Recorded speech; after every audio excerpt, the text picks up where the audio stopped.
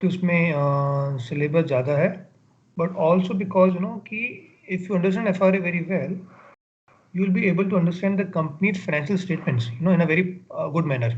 So this is a very important topic, and once you get the concept right ना, तो ये आपके लिए काफ़ी स्कोरिंग बन सकता है. तो उसके लिए ज़रूरी है that all of you please pay attention in the class, right? आप ध्यान से सुनो मेरी बातें. I will explain in a very simple manner. You just need to pay attention, right? And if you get stuck anywhere, just feel free to ask me doubts. Okay, either you can ask through chat box or orally, right? Whatever suits you. But when you're not talking, then please make sure that time you are on mute. तो क्या होगा, आपकी background noise से delivery पे फर्क पड़ेगा class की. So just keep this point in mind. Class will be recorded, right? So you can always see the recording later on. तो आपके पास option available है ही. ठीक है? So let me share my screen now. So remember, I want all of you to score very high in FRA, okay? It's a very important topic, and if done properly, you will start enjoying it also. तो आज हम पढ़ेंगे पहली reading, introduction to financial statement analysis. Okay, अब आपको समझना पड़ेगा कि if you want to become analyst, right, you need to understand that how a company, मतलब what are the various components in company balance sheet, income statement and so on, right. ये आपको पढ़ के समझ में आना चाहिए, and you should be able to make some comment about the company operations, right? That is all this chapter is all about. If you become analyst and your job is to analyze company statements, so what you can do is you can think like as if you are an analyst, or you can think as if you are running your own company. तो जब company बनाते हैं, obviously company needs to make its statement, right? Financial statement बनाना पड़ता है आपको, तो you should know how to make the statements. तो you can have either of the two perspectives. I hope that my book is visible to all of you.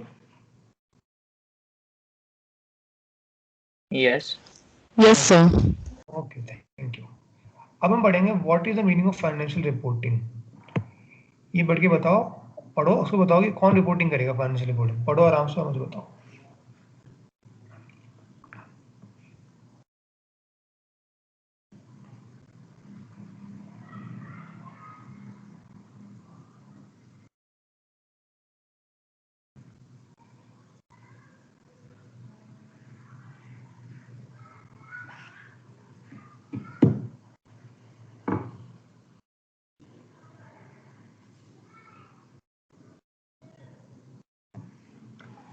So who will do the reporting?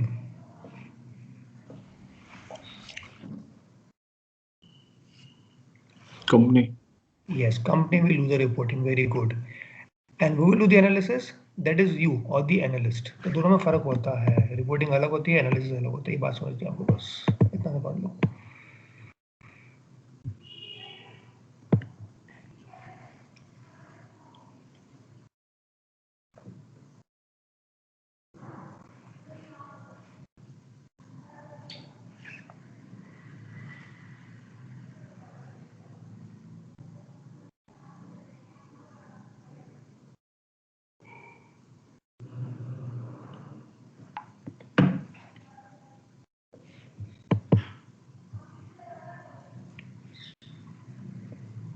Perfect, समझ आ गया? ठीक है, तो ये आपका job होगा as analyst, right. Now let me talk about what is balance sheet. ध्यान दो, all of you please pay attention. बड़ा इंपॉर्टेंट कॉन्सेप्ट बता रहा हूँ मैं अभी. There are only 5 accounts in the books. Okay, कौन कौन से होते हैं?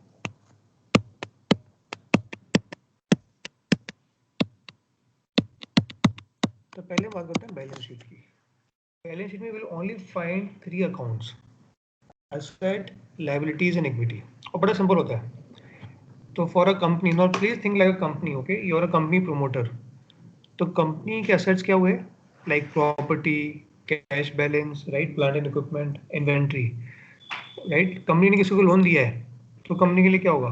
कंपनी किसी को loan to some other company, to some other person, that loan will be N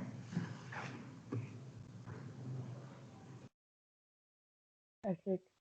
yes, that loan will be an asset. Okay, तो ये आपको बात समझनी पड़ेगी. बट जिस बंदे ने लोन लिया है, इफ सब पर्सन टेक्स अ लोन, और दैट पर्सन बिकम्स व्हाट?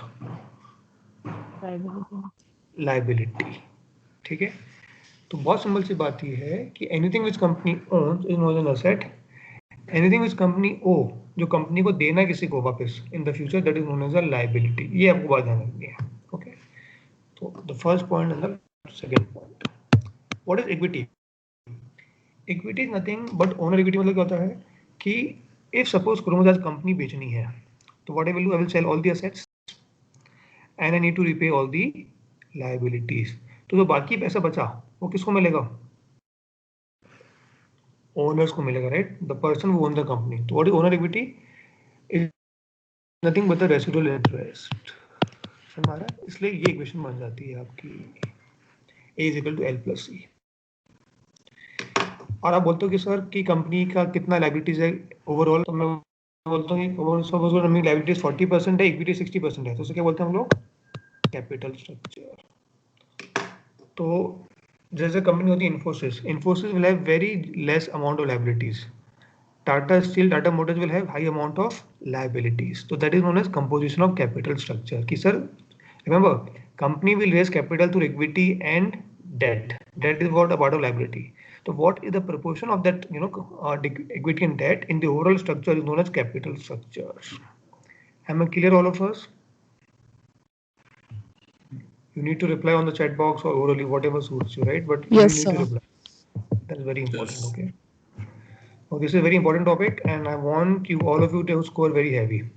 उसके लिए आपको मुझे मेरी हेल्प करनी पड़ेगी बाय बीइंग सीरियस, और कुछ भी नहीं करना है। Okay, what is comprehensive income? ये हम थोड़ा बाद में पढ़ेंगे, ये थोड़ा कॉम्प्लिकेटेड है। I will come back to it but not today, मतलब not right now, after some time. उसको भी स्किप करते हैं। अब बात करते हैं इनकम स्टेटमेंट की। इनकम स्टेटमेंट में क्या होगा? Suppose you're a company called Airtel. तो एयरटेल की इनकम क्या हो सकती है? कोई बताएगा मुझे?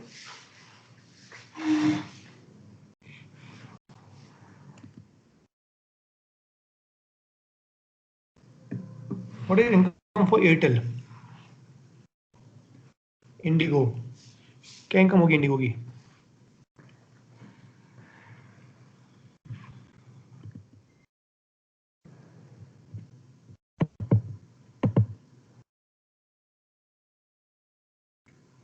No answers. दीक्षा, आप बताओ। Sir, I didn't understand the question only. My question is very simple, that what are the source of income for a company like Indigo?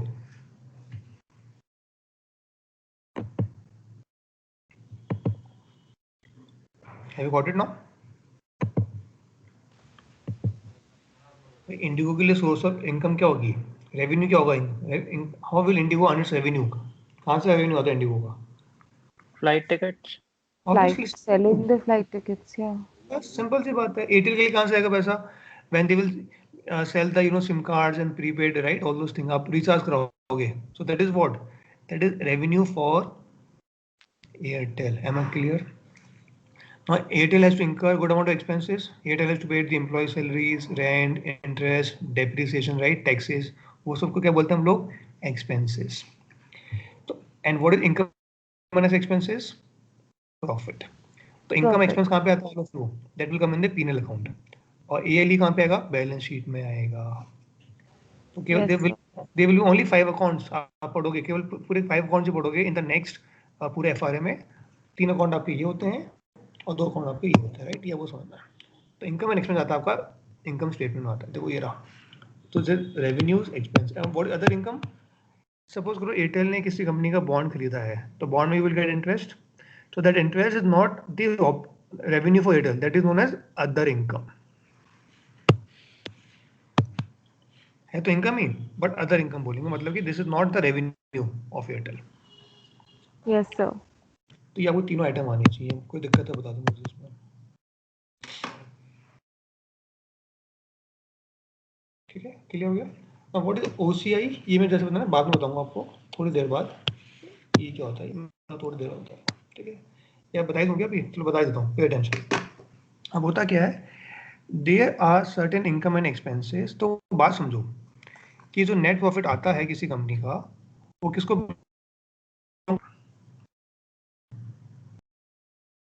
What is net profit? After paying all the expenses, जो profit बचा उसे कहते हैं net profit. वो किसको मिलना चाहिए profit?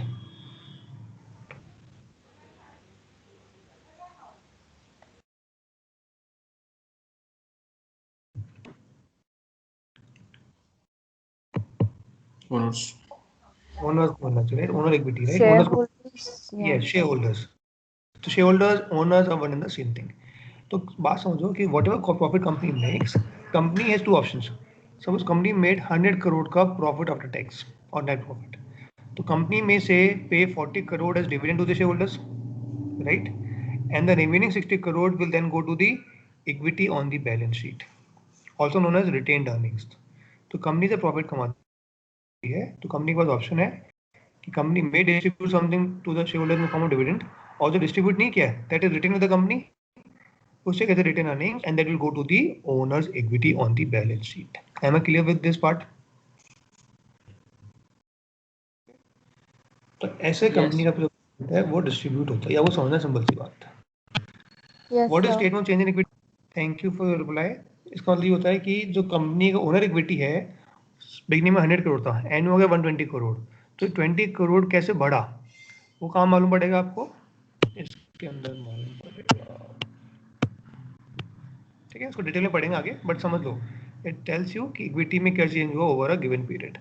And then comes cash flow, very important. बताता है कंपनी ने कितना कैश अर्न किया, कितना पेमेंट किया, under 3 different heads: operating, investing and financing. तो let me take example. Airtel की ऑपरेटिंग कैश फ्लो क्या होगा? Cash receive from the customer, cash paid for the wages of the employees, agree और not, day to day business. Yes, sir. Investing क्या होगा?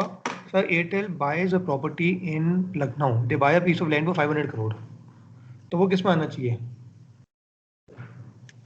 Investing. Investing में. Investing.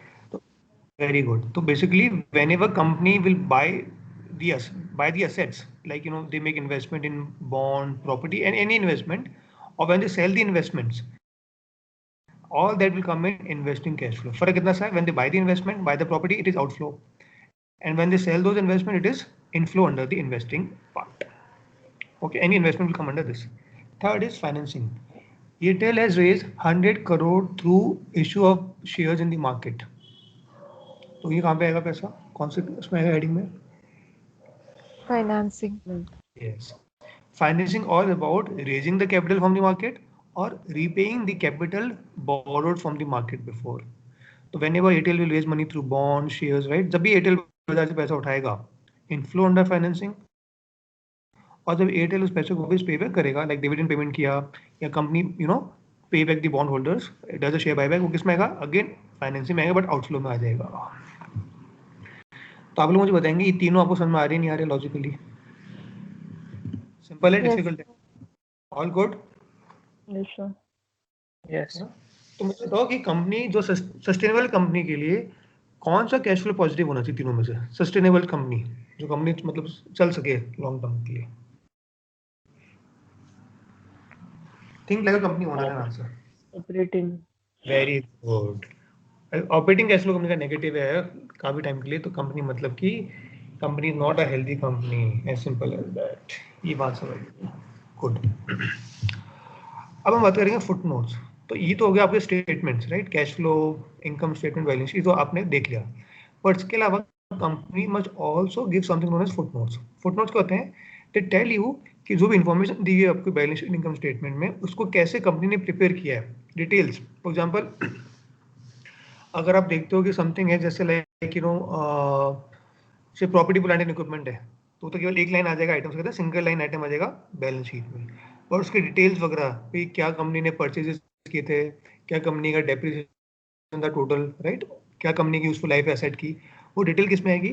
Foot notes में आएगी. तो foot notes basically describe in detail the items presented in the financial statements. Company ने कौन सी accounting policy को फॉलो किया, वो सब, क्या कंपनी के एस्टिमेट्स थे, सब किसमें आएगा? फुटनोट. तो footnote are a very important part for you to understand the financial statements, क्योंकि फाइनेंशियल स्टेटमेंट, बैलेंस शीट वगैरह में तो केवल सिंगल लाइन आइटम आ जाएगा, सेल्स इतनी है, एक्सपेंस इतना है, राइट, प्रॉपर्टी जो भी है, और उसकी डिटेल्स किसमें आएंगी? फुटनोट्स में आएंगी. चाहो तो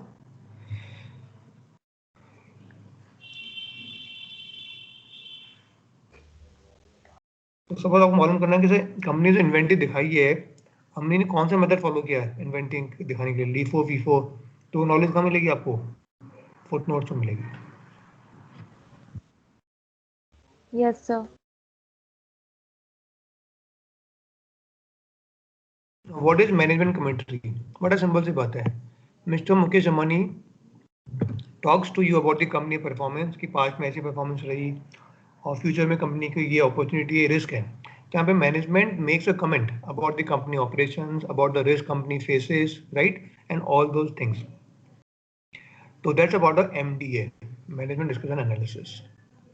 Okay, it's a part of annual report.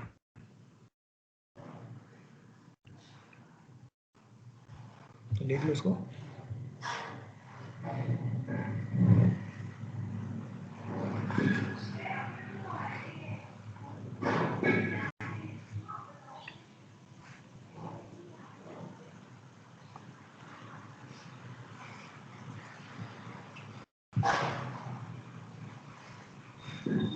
तो हमें बेसिकली जो मैनेजमेंट है वो कंपनी के परफॉर्मेंस के बारे में, फ्यूचर के बारे में, रिस्क के बारे में, अकाउंटिंग पॉलिसी के बारे में बात कर रहा है with the share holder. Okay.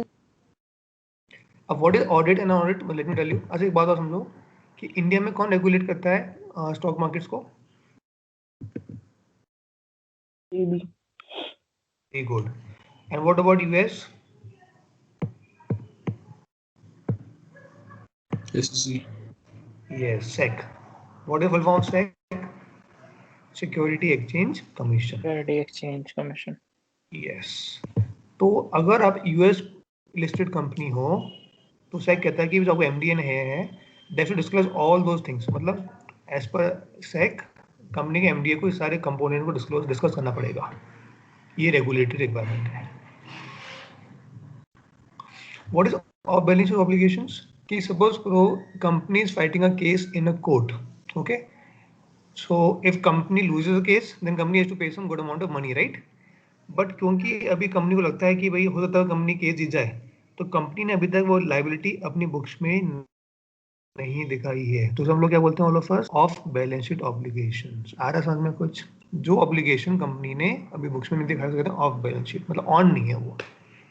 तो कुछ भी नहीं करना, कोई सही टर्म समझनी है. Getting it not? What is divestitures का मतलब क्या होता है? कोई मालूम है किसी को? कहते हैं डाइवेस्टमेंट करना है गवर्नमेंट को, डिसइन्वेस्टमेंट करना है. क्या मतलब हुआ उसका?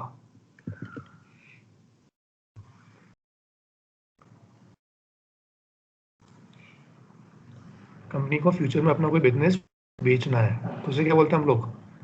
डिवेस्टिचर्स, राइट. इन्वेस्टमेंट होता है कि पैसा लगाना है, तो व्हाट इज डाइवेस्टमेंट? पैसा निकालना है. आई होप आई एम क्लियर. अच्छा ऑडिट कोई बताएगा मुझे ऑडिट का मतलब क्या होता है? बड़ा इंपॉर्टेंट है, पूरा पढ़ना है आपको. Why audit is so important? India में कौन ऑडिट करता है स्टेटमेंट्स को?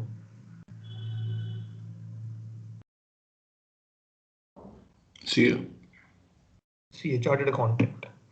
इसका मतलब ये हुआ कि अगर अगर भावेश ने अगर एग्जाम दिया है तो भावेश के एग्जाम का पेपर कौन चेक करेगा? भावेश या कोई थर्ड पार्टी करेगी चेक? Third party. Third party. तो थर्ड पार्टी कौन होता है? ऑडिटर होता है. तो इंडिया में होता है चार्टर्ड अकाउंटेंट. तो company management will prepare the accounts, balance sheet वगैरह, बट उसको सर्टिफाई कौन करेगा? ऑडिट कौन करेगा? थर्ड पार्टी ऑडिटर करेगा. और वो ओपिनियन देगा कि उसके हिसाब से कंपनी का स्टेटमेंट रिलायबल है, फेयर है या नहीं है. Am I clear or not? He will comment and he will see whether the company statements are presenting a fair and reliable view of the company performance. ठीक है ना? तो ये बहुत इंपॉर्टेंट होता है. अब जब ऑडिटर उसको क्या कहते हैं ऑडिट करेगा, राइट, तो उसके बाद वो आपको ये सारी बातें बताएगा. पढ़ लो उसको आराम से.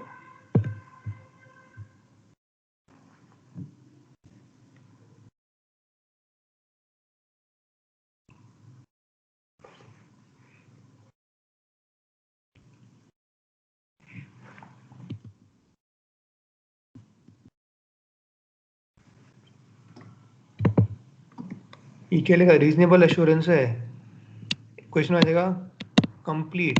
कंप्लीट एश्योरेंस कभी नहीं होती, ओके? मतलब कंप्लीट नहीं हो सकती एश्योरेंस, रीजनेबल एश्योरेंस है कि भाई सब ठीक है, but there is nothing called complete assurance. I hope you got the difference.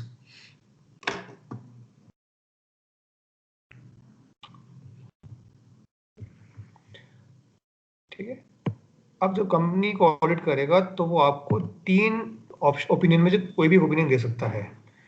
तो आई थिंक भावेश आप बताओगे सबसे कौन सा होता है unqualified opinion, if you can explain it. So what first is unqualified opinion, जो it is very preferable opinion given by the auditor.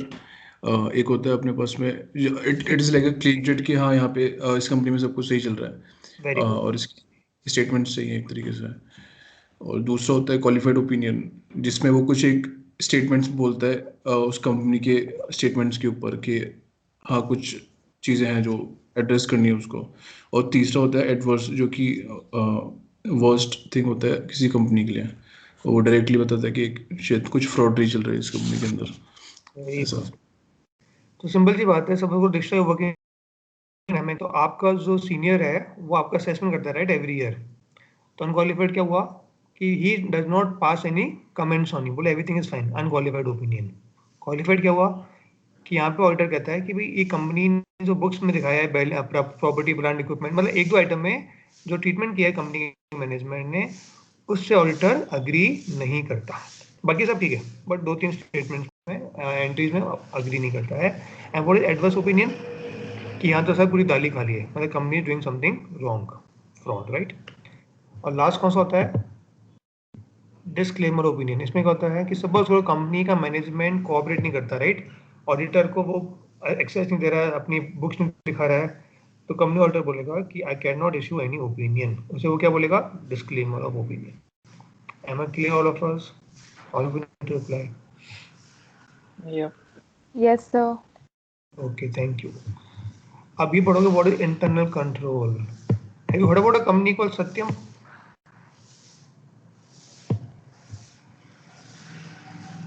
है आकाश, पढ़ा, मालूम है आपको? Yes sir, पता है। वो तो कंप्यूटर सत्यम, वाली सर। हाँ सत्यम का मतलब क्या होता है वैसे क्या? हिंदी में सब जानते हैं, नथिंग बट द ट्रूथ। और सत्यम कंपनी ने क्या किया, सब कुछ किया बट सच नहीं बोला, राइट? तो उसे कहते हैं कि सत्यम कंपनी के इंटरनल कंट्रोल बहुत वीक थे। मतलब कि सपोज करो कंपनी इंटरनल कंट्रोल वीक, मतलब क्या हुआ कि वहाँ पे कोई भी एम्प्लॉय आराम से आसानी से फ्रॉड कर सकता है और कोई वहाँ पे प्रॉपर चेक्स एंड बैलेंसेस नहीं है। तो those company which poor internal control system are more exposed to the risk of fraudulent financial statement. So company like Infosys, Tata Group, right? They have good corporate governance और they have effective internal control. तो वहाँ पे अगर आपने किसी ने कुछ गलत काम किया है तो वहाँ पे कंपनी एनकरेज करती है कि if you know about something going wrong, please report to the management. वहाँ पे checks and balances effectively implement होते हैं। आ रहा समझ में कुछ? तो उसको पढ़ लो all of you.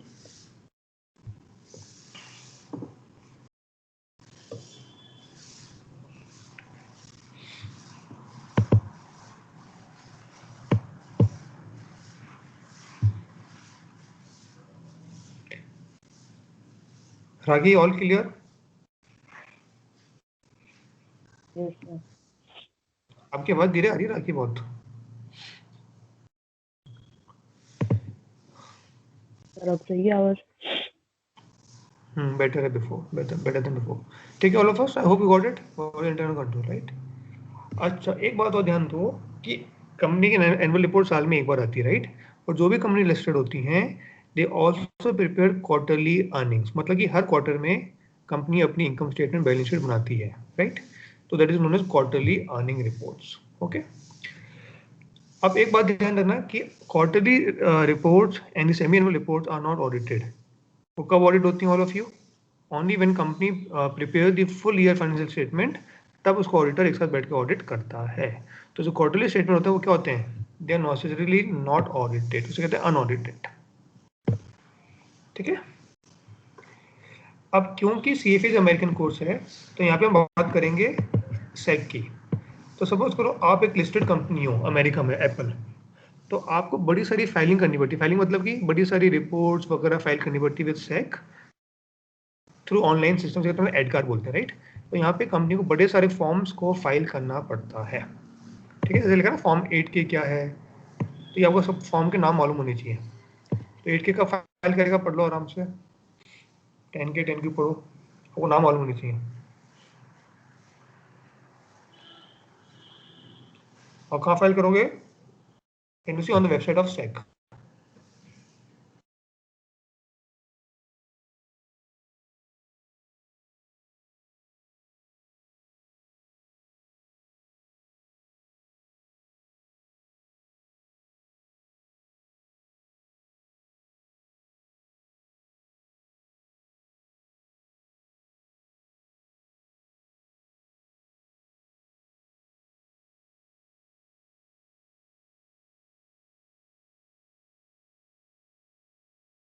I hope I am good, right. तो 10K मतलब क्या हुआ? Annual statement. 10Q क्या हुआ? Quarterly. What is 8K? whenever company undertakes or goes through any material event. What is material event? कि कंपनी का CEO ने resign कर दिया है, company buying another company, company अपने एसेट बेच रही है, तो कंपनी को 8K फाइल करना पड़ता है। That is for any material event. Okay, what is proxy statements?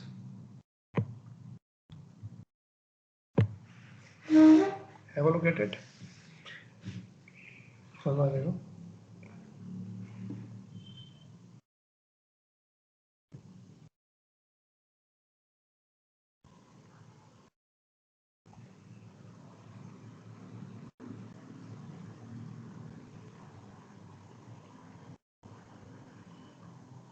Let me know once you got it, okay?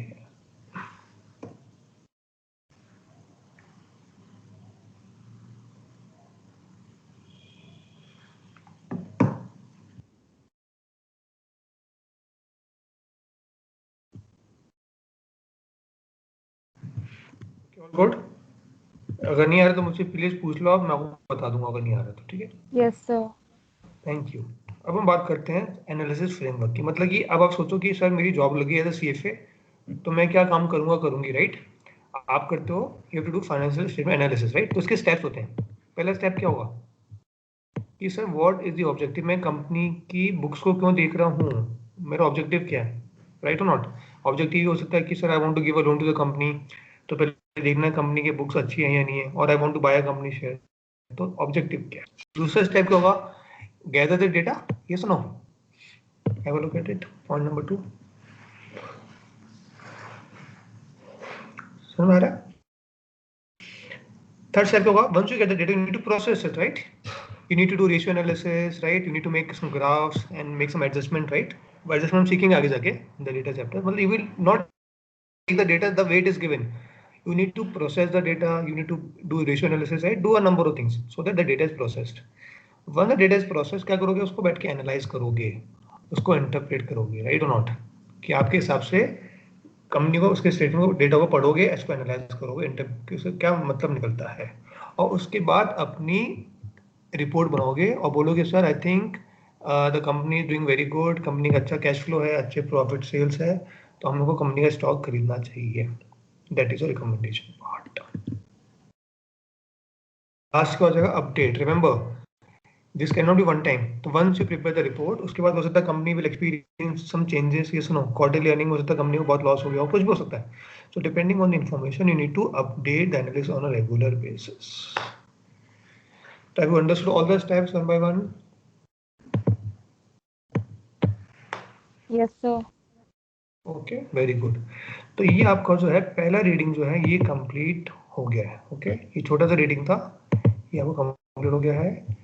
And now will go the reading number, कौन सा रीडिंग नंबर इसमें 20 पे आते हैं, ठीक है, उसको पढ़ते हैं। अब आपको समझना पड़ेगा कि if you are a company based out of US, तो you must follow the accounting standard which is known as US GAAP. What is US GAAP? US general GAAP mean generally accepted accounting principles. अगर आप India में company हो, London में company हो, तो you must follow another accounting standard known as IFRS। What is IFRS? मालूम है किसी को? International Financial Reporting Standards. That's correct Akash, ठीक है। तो दैट इज IFRS। तो डिपेंडिंग ऑन आप कहाँ पर बेस्ड हो, उसके हिसाब से आपको आज तो यहाँ पे क्या करेंगे CFA में we will talk about both the standards IFRS।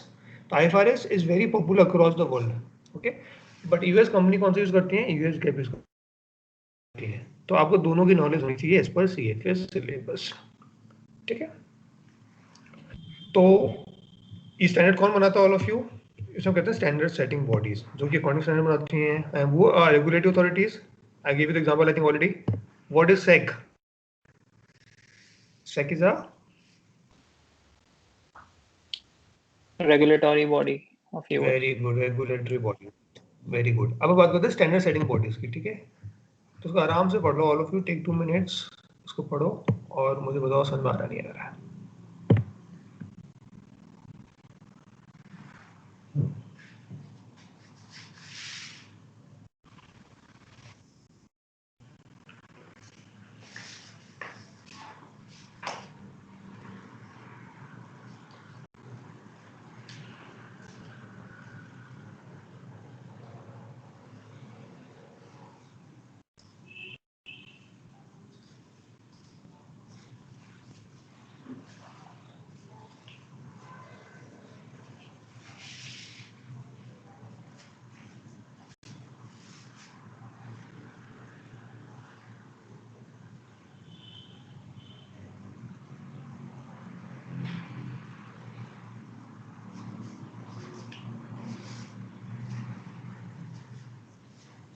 Okay all of you, तो मुझे बताओ IFRS को कौन बनाता है, FSB IASB?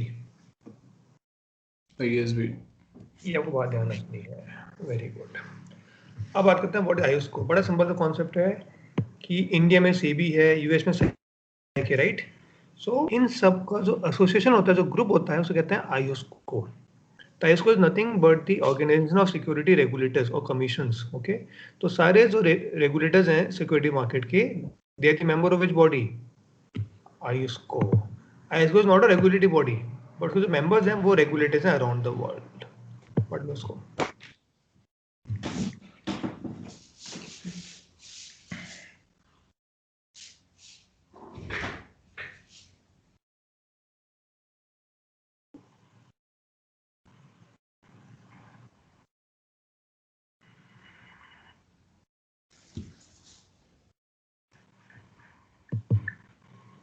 Bhavesh, kindly be on mute.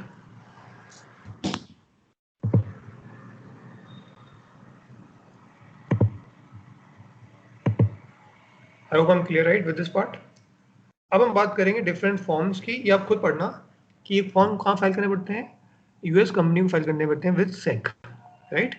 जैसे मैंने बताया था what is 10K, 10K is nothing but your annual जो फाइलिंग होती है, that is known as 10K, right. Annual filings होती है, एनुअल स्टेटमेंट्स की। What is 10Q? क्वार्टरली। तो एग्जाम में आपसे पूछ सकते हैं कि फॉर्म 10K क्यू का यूज किया है, S1 का यूज किया, राइट। तो ये आपको थोड़ा खुद पढ़ना पड़ेगा, राइट, कि भाई व्हाट इज 8K, मैंने बताया था आपको एनी मटेरियल इवेंट हैपेंस तो 8K फाइल करना पड़ता है। तो ये आपको नाम आने चाहिए, 3 जगह पढ़ोगे तो आपको नाम इसके याद हो जाएंगे, ठीक है। क्लियर और not? But these are various form which you need to file with the regulator, ये फॉर्म्स के नाम है, ठीक है। ये थोड़ा आपको थ्योरी पढ़नी पड़ेगी। अब आगे बढ़ते हैं हम लोग। अब हम बात करते हैं किसकी बात करेंगे, ऑल ऑफ यू IFRS की बात करेंगे। IFRS को कौन बनाता है, IASB बनाता है, that I hope you know. अब IFRS कहता है कि जो भी हमारे अकाउंटिंग स्टेटमेंट्स हैं उनमें कुछ क्वालिटेटिव कैरेक्टरिस्टिक होने बहुत जरूरी है। पहला कौन सा है, रेलेवेंस। इसे कहते हैं फंडामेंटल, बहुत इंपॉर्टेंट क्वेश्चन एग्जाम के लिए, कि किसी IFRS ही कहता है कि हमारे जो स्टेटमेंट बनते हैं, कंपनी बनाती है, उसमें 2 इंपॉर्टेंट फंडामेंटल फीचर्स होने चाहिए। पहला कौन सा, रेलेवेंस होना चाहिए, दूसरा फेथफुल रिप्रेजेंटेशन होना चाहिए। और दोनों मतलब क्या है उसको आप पढ़ लो and then we can ask many questions. ये फंडामेंटल, अगर ये कैरेक्टरिस्टिक नहीं होंगे तो कंपनी के statement will be useless as per IFRS।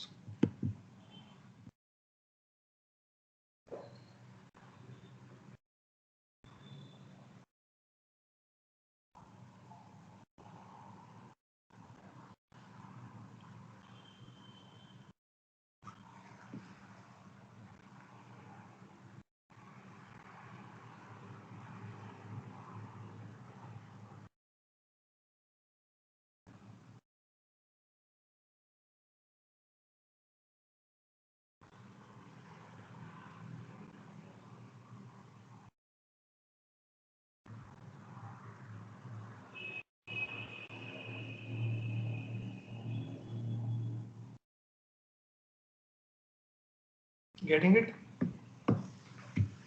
Dot please Yes. मुझसे पूछ लो आप लोगों ना कि सर नहीं आ रहा समझ बता दो। अच्छा ये तो हो गए 2 फंडामेंटल, पर उसके अलावा देयर आर 4 कैरेक्टरिस्टिक, वो भी जरूरी है, बट ये फंडामेंटल नहीं है, मतलब इंपॉर्टेंट है बट नॉट दी फंडामेंटल है। वो कौन कौन से हैं? तो आपको ध्यान रखना एग्जाम के लिए कि सर फंडामेंटल ये हैं 2, और बाकी सारे आपके अदर हैं जो एनहांस करते हैं रेलेवेंस ऑफ एथफुल को। तो एग्जाम पूछ सकता है फंडामेंटल कौन सा है कौन सा नहीं है, राइट? तो आपको थोड़ा याद रखना पड़ेगा कि रेलेवेंस ऑफ एथफुल इज फंडामेंटल, और बाकी सारे आपके एडिशनल है। देख लो उसको भी।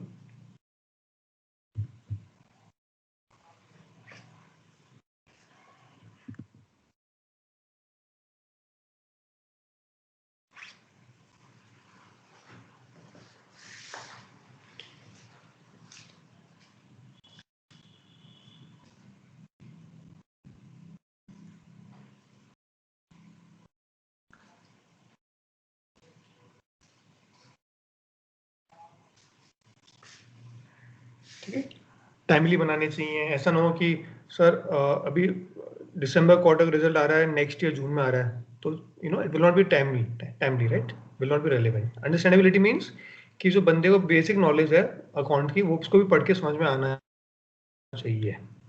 बट कंपनी कैन नॉट से कि भी इन्फॉर्मेशन कॉम्प्लिकेटेड है इसलिए मैंने दिखाई नहीं। Company just try to make sure कि भाई should be understandable, but company can not use the logic कि कॉम्प्लिकेट दी इन्फॉर्मेशन इसलिए मैंने उसको अपने स्टेटमेंट में दिखाया नहीं है। वो आप नहीं कर सकते। The last line, okay. तो ये आपको समझना है। This part we already covered all of us, ALE income expenses, हाँ या ना? तो मुझे एक बात ये बताओ कि how does an income increase owner equity? तो बताया कैसे इंक्रीज करता है पढ़ो उसको।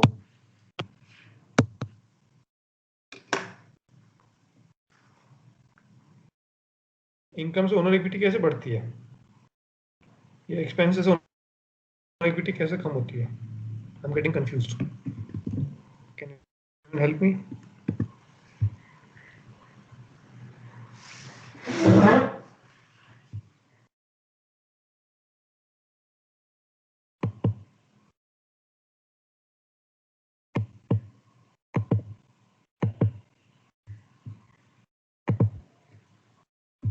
Waiting for the reply. Remember, you need to participate in the class, right? So profit आएगा जो कंपनी के ऑपरेशंस या फिर जो भी उसने इन्वेस्टमेंट्स कर रखी है वहाँ से, तो कुछ पैसा वो डिविडेंड्स के थ्रू बेच देगी शेयर होल्डर्स को। जो बचा हुआ जो रिटेन्ड इनकम है वो इक्विटी में दिखाएगी, वो इनकम में Right. दिखाएगी। Very good. तो जब भी इनकम होगी कंपनी प्रॉफिट बढ़ेगा, all of you, and higher the profit higher the owner equity. And just to tell you all of you, Bhavesh comes from a non finance background, और बाकी सब I think you come from finance background, right? तो आप सबको जवाब देना चाहिए। And what is expenses? Expenses दिखाएंगे तो क्या होगा? एक्सपेंसेस कब होगा, ध्यान दो प्लीज। या तो मेरे एसेट्स की वैल्यू कम होगी तो एक्सपेंस हो जाएगा, या लायबिलिटी बढ़ेगी तो भी एक्सपेंस होगा। तो जब भी एक्सपेंस दिखाएंगे तो क्या होगा, प्रॉफिट कम हो जाएगा। तो जब प्रॉफिट कम हो जाएगा तो ऑब्वियसली ओनर इक्विटी भी कम हो जाएगी। आ रही बात समझ में सबको? You need to reply. Yes, sir. बहुत इंपॉर्टेंट कॉन्सेप्ट है ये, Yes, sir. है ना? You should be able to understand कि डेफिनेशन क्या बोल रही, 3 लाइनें, दैट्स वेरी वेरी इंपॉर्टेंट। दूसरी बात ये कि मुझे आइटम कब दिखाना चाहिए बुक्स में, तो 2 बातें हैं। पहली बात तो ये है कि भाई उस आइटम से जो बेनिफिट होगा या लायबिलिटी है तो फ्यूचर पे करनी पड़ेगी, so that should be probable कि सर हाँ आगे जाके बेनिफिट मिलेगा या आगे जाके इसको पे करना पड़ेगा वापस, तो it should be probable. And second point, I should be able to quantify the amount also. अगर मुझे अमाउंट मालूम नहीं पड़ पा रहा है तो मैं उसको बुक्स में कैसे दिखाऊंगा? तो वो condition must be satisfied, only then I will show the item in the financial statement. Okay, ये आपको बात समझनी पड़ेगी। तो अगर मैं क्वांटिफाई नहीं कर पा रहा कि सर एसेट बेनिफिट तो होगा बट बेनिफिट कितने अमाउंट का होगा मुझे मालूम नहीं पड़ रहा, तो उस केस में वो बैलेंस शीट में नहीं दिखा सकते, सिंपल सी बात है। तो प्रोबेबल होना चाहिए और आपको क्वांटिफाई करना पड़ेगा, मतलब ये अमाउंट आपको मालूम होना चाहिए, वैल्यू कॉस्ट, ठीक है। अब द पॉइंट ये है कि हम अपनी बुक्स में एसेट्स और लायबिलिटीज को डिफरेंट तरीके से दिखा सकते हैं, डिफरेंट बेसिस के हिसाब से दिखा सकते हैं। पहले बेस कौन सा, all of us? Historical cost मतलब क्या हुआ, सर मैंने जमीन खरीदी थी 1 लाख रुपए की, so I will show in the books as 1 lakh rupees historical cost, agree और नॉट, समझ में आ रहा है, हिस्टोरिकल कॉस्ट हो गया। What is amortise cost, historical cost 1 lakh मैं ली थी, ठीक है, माइनस व्हाट, डेप्रिसिएशन, अमोर्टाइजेशन। अभी फर्क क्या होता है, कोई मुझे बताएगा? Remember depreciation is what, let me tell you, whenever you buy a physical asset it will over period time because of wear and tear उसकी वैल्यू कम हो जाएगी, उसे कहते हैं depreciation. Yes, So then sir. what is amortization? Amortization means nothing but the depreciation of intangible assets. So I depreciate the plant and machinery, I amortize the patents, copyright and trademarks. दोनों same है, फर्क इतना सा है कि amortization is used for intangible assets, not for tangible. Am I clear? Yes, sir. Yes, एक sir. बात ध्यान देना, इस सारी टर्म्स अभी पढ़ रहे हैं नहीं, दोबारा आपको आगे चैप्टर में फिर वही मिलेगी।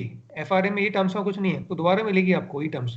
अगर अभी समझ लोगे तो फ्यूचर में बाकी चैप्टर तो खुद ही पढ़ लोगे। I am telling you very honestly. What is depletion? I have a coal mine, तो जो कोल माइन होती है उसमें रिजर्व होते हैं, तो एवरी ईयर मैं क्या करूँगा, उसमें कोल निकालूंगा, तो डोंट यू थिंक मेरे रिजर्व कम होते जाएंगे हर साल? कोल माइन में जो कोल है, कहते हैं Yes, हिंदी में sir. भंडार बोलते हैं जैसे, तो when those reserve will go down because of mining, उसे क्या बोलते हैं हम लोग? डिप्लीशन बोलते हैं। डिप्लीट मतलब मेरी माइन की जो रिजर्व है वो कम हो, उसे कहते हैं डिप्लीशन। तो it is use for natural assets, depletion word. तो आई होप कि नेक्स्ट टाइम जब आगे आप पढ़ोगे I don't need to repeat it again, right? ये पॉइंट ध्यान रखना आपको, ये बहुत इंपॉर्टेंट बता रहा हूँ आपको आज। No, what is impairment? Let me give you an example, कितना इंपॉर्टेंट टर्म है। आपको अभी मालूम है जयपुर में पटाखों को बैन लग गया था पूरे राजस्थान में, remember in November during Diwali time last year. Yes, sir. फिर भी लोगों ने पटाखे फोड़े थे, आपने फोड़े थे पटाखे? Even inspect the ban? नहीं sir. No, sir.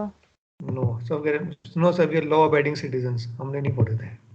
Okay, very good. तो अब कहने का मतलब ये है कि सपोज करो आपकी पटाखे की दुकान है, आपने पटाखे खरीदे, 10 लाख के पटाखे खरीदे, राइट, और सरकार ने बैन लगा दिया। So don't you think that now those crackers which costing you 10 lakh rupees, now don't you think that a cracker will not have a value less than 10 lakh rupees because ban लगा दिया है? Yes, sir. तो सब आपको लगता है कि अब तो मुझे सब जब भी बैन खोलेगा जो भी होगा, तो I think I will not be able to get more than 4 lakh rupees from this crackers. तो डोंट यू थिंक मुझे इन्वेंट्री की वैल्यू 10 लाख से 4 लाख करनी चाहिए, कम करनी चाहिए, राइट ऑन करनी चाहिए इन द बुक्स? तो मैं 6 लाख से कम करूंगा, और 6 लाख का जो मैंने किया ना, ये इसे कहते हैं इम्पेयरमेंट। ये जो इम्पेयरमेंट एक्सपेंस कहाँ जाएगा all of you? It will go to Profit and loss. Very good. तो remember what is expense? Decrease in assets, increase in liabilities. तो आपका इम्पेयरमेंट एसेट कम हो रहा है, तो Yes, sir. Expense will go in the P and L account as a loss, और आपके asset की वैल्यू कम हो जाएगी। तो ध्यान देना प्लीज Yes, कि sir. इम्पेयरमेंट और डेप्रिसिएशन में बहुत बड़ा फर्क होता है। फर्क क्या होता है कि every year I will depreciate my plant and machinery, वो तो एक्सपेक्टेड है। Impairment is something that due to some market और टेक्नोलॉजिकल चेंजेस, इकोनॉमिक कंडीशंस, मुझे लगता है कि जो मेरा एसेट है, एनी एसेट बुक्स में ओवर स्टेटेड है, तो मुझे उसको नीचे राइट ऑन करना पड़ता है, उसको क्या बोलते हैं? इम्पेयरमेंट एक्सपेंस बोलते हैं। तो इन सब से, इन चारों से एसेट की वैल्यू कम हो रही है, डेप्रिसिएशन सबसे, राइट? लेकिन फर्क क्या है? फर्क ये है कि impairment is something one time, ये रेगुलरली नहीं होता है। तो ये बात सबको समझ में आई नहीं आई कि impairment is not same as depreciation. Yes, sir. Rakhi, what about you? Riya? Clear है. तो ये आप प्लीज ध्यान रखना कि डोंट गेट कंफ्यूज कि इम्पेयरमेंट क्या होता है। Impairment is reduction in the value of the asset due to some economic condition, technological changes, it is not depreciation, ये बात ध्यान रखनी है। बाकी तो सिंपल है, have a look at it, पढ़ो, समझ में आ रहा नहीं है।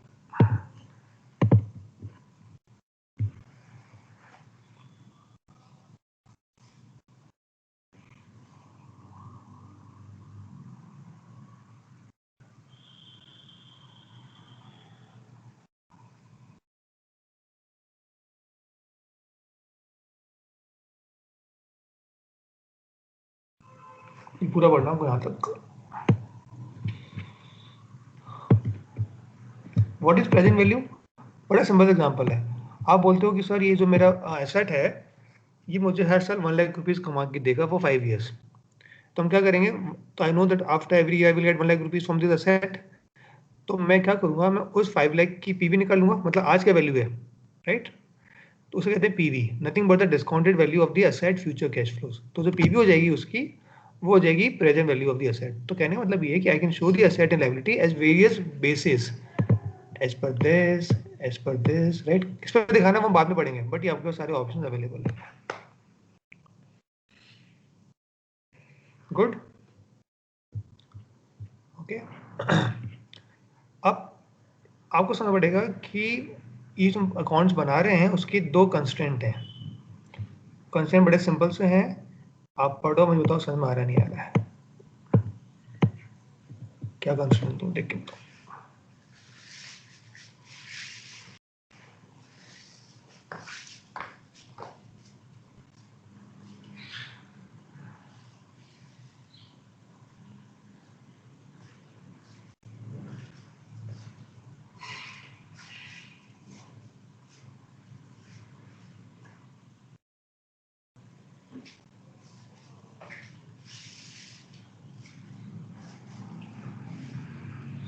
और assumptions क्या होती हैं, दो जब बनाते हैं स्टेटमेंट्स, वी मेक 2 assumptions। तो please go through it and then you ask me questions.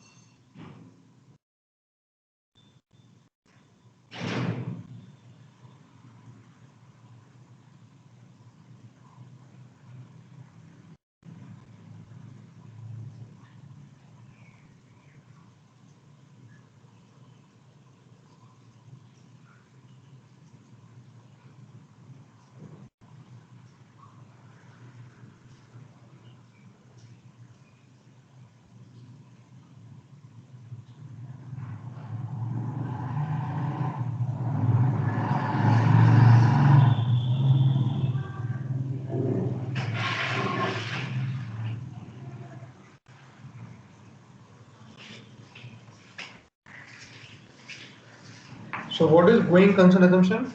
कि when they make the statement, we assume कि जो कंपनी है ये चलती रहेगी, राइट? एग्जाम्पल है बियानी सीमेंट सदियों के लिए। सो वी assume कि company will keep on working, right? Company कल बंद नहीं होने वाली। दूसरा क्या होता है, एक्रूअल अकाउंटिंग। ये बड़ा इंपॉर्टेंट कॉन्सेप्ट है, ये मैं बताऊंगा, और प्लीज पे अटेंशन, बहुत इंपॉर्टेंट कॉन्सेप्ट है। Does anyone know about accrual accounting concept? Can anyone explain with the help of the example? Hello Yes.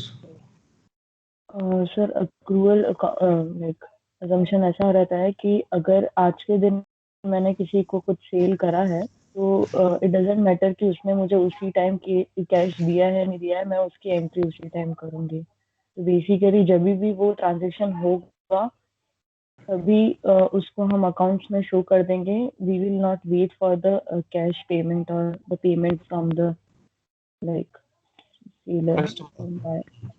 Customer. Very good. That was very well explained, Rakhi. So बड़ा अच्छा example दिया। Now let me also take one example. Perfectly right. तो उसमें क्या होता है, बात जब ध्यान दो कि we do not follow cash accounting।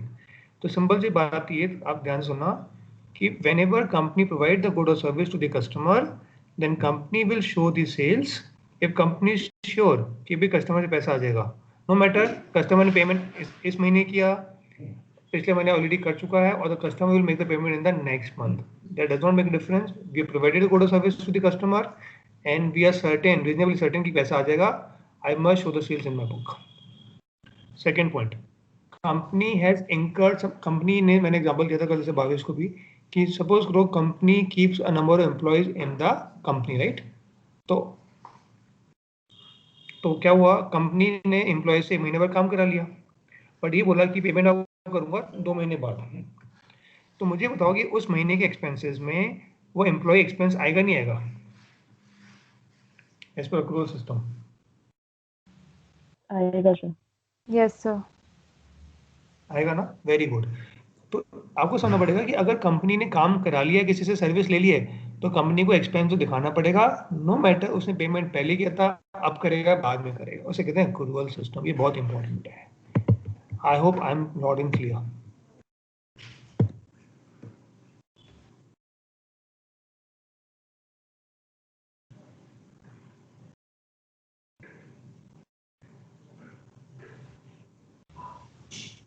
Yes, sir. Okay, thank you. अब आगे चलते हैं। ये आप ऑलरेडी पढ़ चुके हो, आपके रिक्वायर्ड स्टेटमेंट है, राइट, है ना? ये हम ऑलरेडी पढ़ चुके हैं। अब ये सब हम कर लिया। व्हाट इज शेयर प्रेजेंटेशन आप खुद पढ़ सकते हो। इसमें हम नई चीज़ें होती पढ़ेंगे। What is aggregation. इसका मतलब ये हुआ कि अगर कंपनी के पास 10 बिल्डिंग है तो कंपनी को सारी बिल्डिंग अलग अलग दिखानी पड़ेगी बुक्स में, या कंपनी सारी बिल्डिंग्स को ऐड करके एक ही लाइन आइटम दिखा दे बैलेंस शीट में?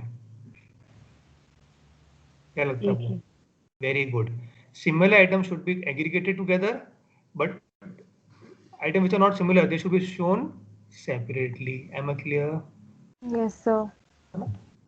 बाकी आप ही पढ़ना है तो बहुत सिंपल है, हम ऑलरेडी कवर कर चुके हैं। ये बड़ा इंपॉर्टेंट है, मैं बता दूं क्या मतलब है इसका। ये पढ़ना, अगर कंपनी ने 10 लाख की कार खरीदी और उसके लिए 10 लाख का लोन लिया, तो कंपनी को, या सपोज को 10 लाख की कार खरीदी और 8 लाख का लोन लिया, तो कंपनी को 10 लाख की गाड़ी एसेट में दिखानी होगी और 8 लाख का लोन लायबिलिटी में दिखाना होगा। या तो ये ऑप्शन है, या कंपनी दिखा दे 10 lakh car minus 8 lakh loan, तो 2 लाख का नेट कार दिखा दिया। तो कैसे करना चाहिए? Which is better? So the first one. The first one. Very very good. तो अब उसको पढ़ लो, क्या लिखा हुआ उन्होंने। Asset can not be offset, मतलब कि असेट और liability should be shown separately. मैं asset 10 lakh car minus 8 lakh loan equal to 2 lakh net car करके नहीं दिखा सकता अनटिल अनलेस स्टैंडर्ड परमिट करता है तो। ठीक है ना? समझ आ गई बातें? इसको याद नहीं करना है, इसको समझना है, राइट? तो याद करने वाली बात थी वो थी फॉर्म्स नंबर का नाम, ये सब याद नहीं करना। ये बड़े इंपॉर्टेंट है। कंपेरेटिव, हाँ, ये क्लासिफाइड क्या होता है, पढ़ लो, समझ आ जाएगा। और मुझे बताओ क्या फर्क होता है करंट और नॉन करंट एसेट्स लायबिलिटीज में, एग्जांपल के through.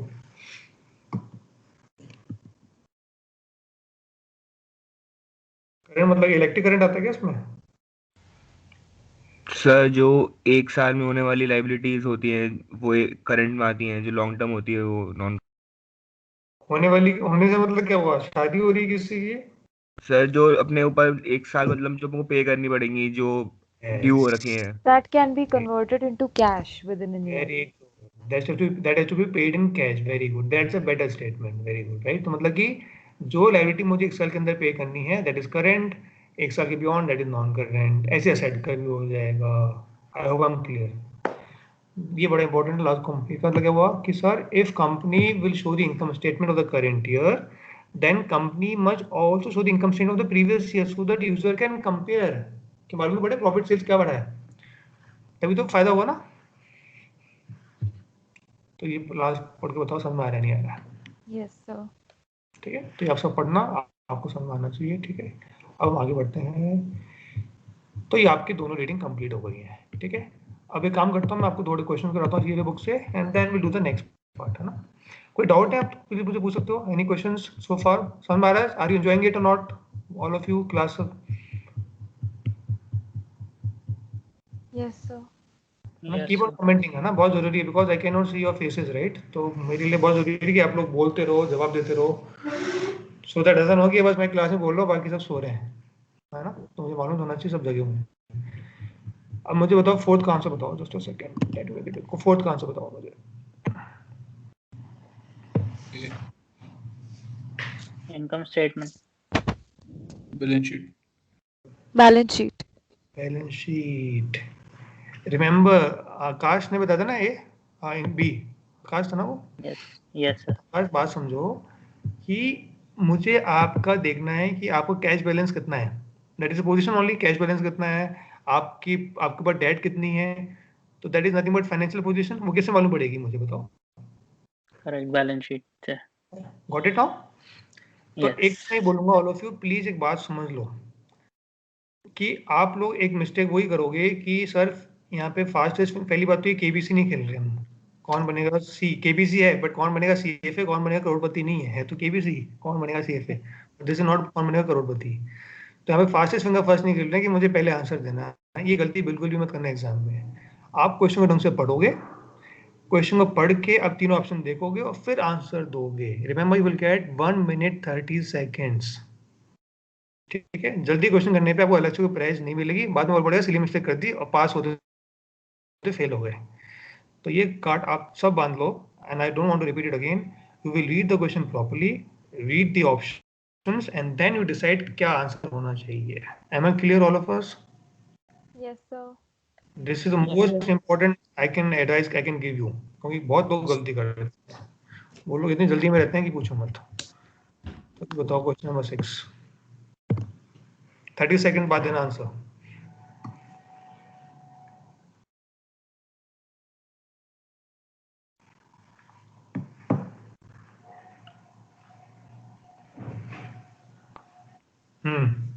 Balance sheet. Okay, balance sheet. Balance sheet. ठीक है, क्लियर हो गया तो बड़ा सिंपल है, राइट? हाँ, बैलेंस शीट हो जाएगा. And last question number 9.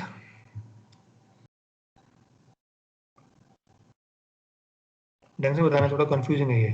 आराम से पढ़ो, take your time, read question, look at three option, सोचो क्या होना चाहिए नहीं होना चाहिए and then you answer. Okay, take your time.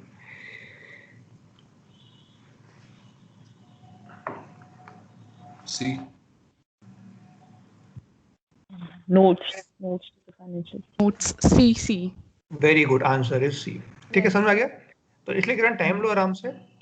Answer is C. Perfectly fine. Okay, तो बाकी क्वेश्चन आप खुद करेंगे. अच्छा, एक लास्ट और कर देता हूँ मैं. 13th. Bhavesh will not answer. Bhavesh को आंसर, आई थिंक भावेश ने क्वेश्चन ऑलरेडी कर लिए हैं. सी. Okay, that was Ria. What about other? What So C. What you Rakhi? Answer C. is C. Unqualified means मैं आप पे comment नहीं करा, तो that is unqualified. Perfect. Okay, great. Last to last, 15th.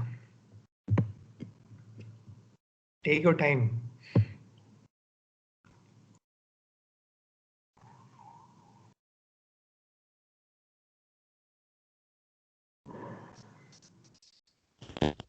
B. Okay. बाकी लोग क्या कर रहे हैं? Sorry. What about other participants? Shashank. Class miss कर दी.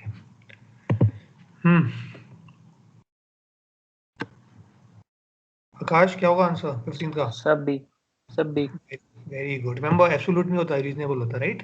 अब देखो, Correct. I hope the idea. Exam में क्वेश्चन कैसे आएंगे? वो टेक्स्ट को ढंग से नहीं पढ़ा जिसने, वो गलत करेगा, बट जिसने ढंग से पढ़ा है वो बता देगा सही आंसर क्या है. तो आइडिया ये है कि I wanted you to understand कि एग्जाम में क्वेश्चन इस तरह से आएंगे. तो you need to read the text properly and you need to understand. Okay, all of us good? Yes. Yes so sir. Yes sir. तो let us start with the next week now, है ना? Reading number 3 पढ़ते हैं थोड़ा सा. ये आपका है इनकम स्टेटमेंट. इनकम स्टेटमेंट कौन से दो अकाउंट आते हैं मुझे बता दो. Profit and loss. Income and expenses. Yes, very good. Sorry. Income I mean sorry. या income and expense. Obviously income and expense minus करो तो प्रॉफिट एंड लॉस आएगा उसमें से. ठीक है, तो इसको आराम से पढ़ लो आप लोग यहाँ से यहाँ तक.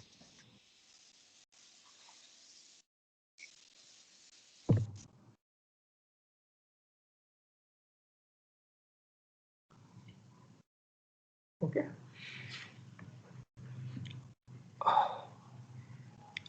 ठीक है. What is revenues? आपको मालूम ही है, दोबारा खुद पढ़ना आराम से, है ना? What is net revenue? तो नेट का मतलब क्या होता है मुझे बताओ कोई. व्हाट इज नेट रेवेन्यू मतलब क्या हुआ? नेट ऑलवेज मींस, नेट मतलब क्या होता है? ये बात ध्यान रख लो please. Net is always A minus After B. deductions. Yes, very good. Who was that? Diksha. Yes, that's perfectly right. Look at what is net profit? Sales minus expenses. What is net revenue? Revenue minus adjustment for estimated returns. कोई होता ना कि आपने माल बेचा तो थोड़ा सा सामान वापस कर देगा customer. And what is allowances? Allowances for bad debts, right? कि भाई कस्टमर पेमेंट नहीं करेगा, right? Some goods का. Yes, So sir. when you make those adjustment, we get the net. So net always means A minus B. Very good, ये बात ध्यान रखनी है। तो नेट का मतलब समझ लो अगर नहीं मालूम है। Have you got it Bhavesh? Yes sir. Okay, expense आपको मालूम ही क्या होते हैं, है ना?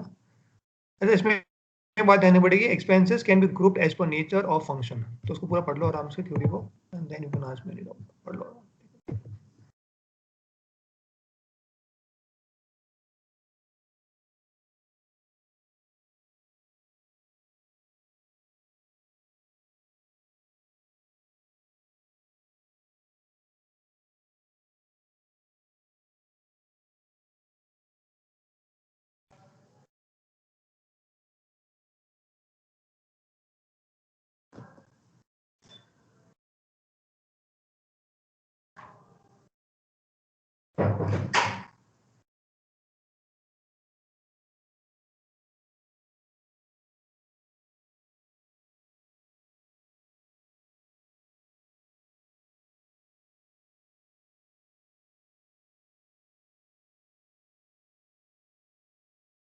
Okay. So when you say कि I will show expenses as per factory expenses and office expenses, तो उसे क्या बोलेंगे? Function. आप बोलोगे नहीं sir, I will show all the depreciation expense together, बोलेंगे grouping by nature। ठीक है ना? समझ में आ गया? अगर नहीं आया तो Yes. मुझसे पूछो, I will do it again। Thank you। And this part I already covered। Income statement also include gain and losses, which obviously are not from ordinary business activities। Agree or not? Right? अच्छा, इसमें मुझे एक बात समझनी पड़ेगी, ये line पढ़ के बताओ कि ये लाइन समझ में आई नहीं आई।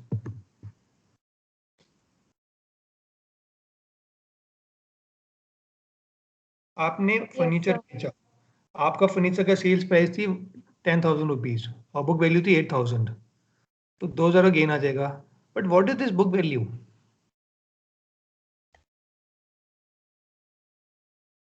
The decided market value. No, that is not correct. Book का मतलब क्या होता है?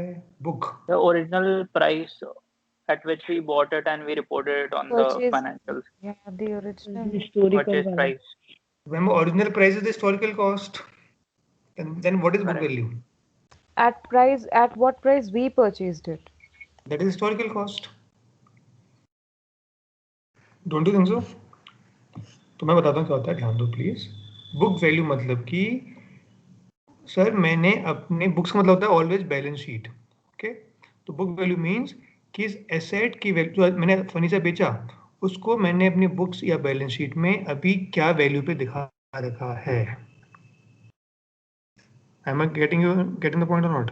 तो व्हाट इज बुक वैल्यू? से आपने historical cost minus accumulated depreciation minus impairment if any is equal to book value। Agree or not? Historical cost minus accumulated depreciation जब तक आपने चार्ज किया उस पर, minus impairment, yes or no, is equal to book value। तो what is book value? Value of the asset in the books today। By books I mean balance sheet। Am I clear all of us? ये बहुत Yes, important term sir. है, इसको भूलना नहीं। एक तो बात नहीं समझना please, all of you will watch this recording at least once more, क्योंकि अगर आप ये रिकॉर्डिंग ढंग से पढ़ लोगे ना तो आपको जो नेक्स्ट हम पढ़ेंगे ना एफआरए में चैप्टर पढ़ेंगे, वो सेम कॉन्सेप्ट वापस आएगा, कुछ बदलने वाला नहीं है। वही बुक वैल्यू आएगी, वही नेट इनकम आएगा, सब कुछ वही आएगा।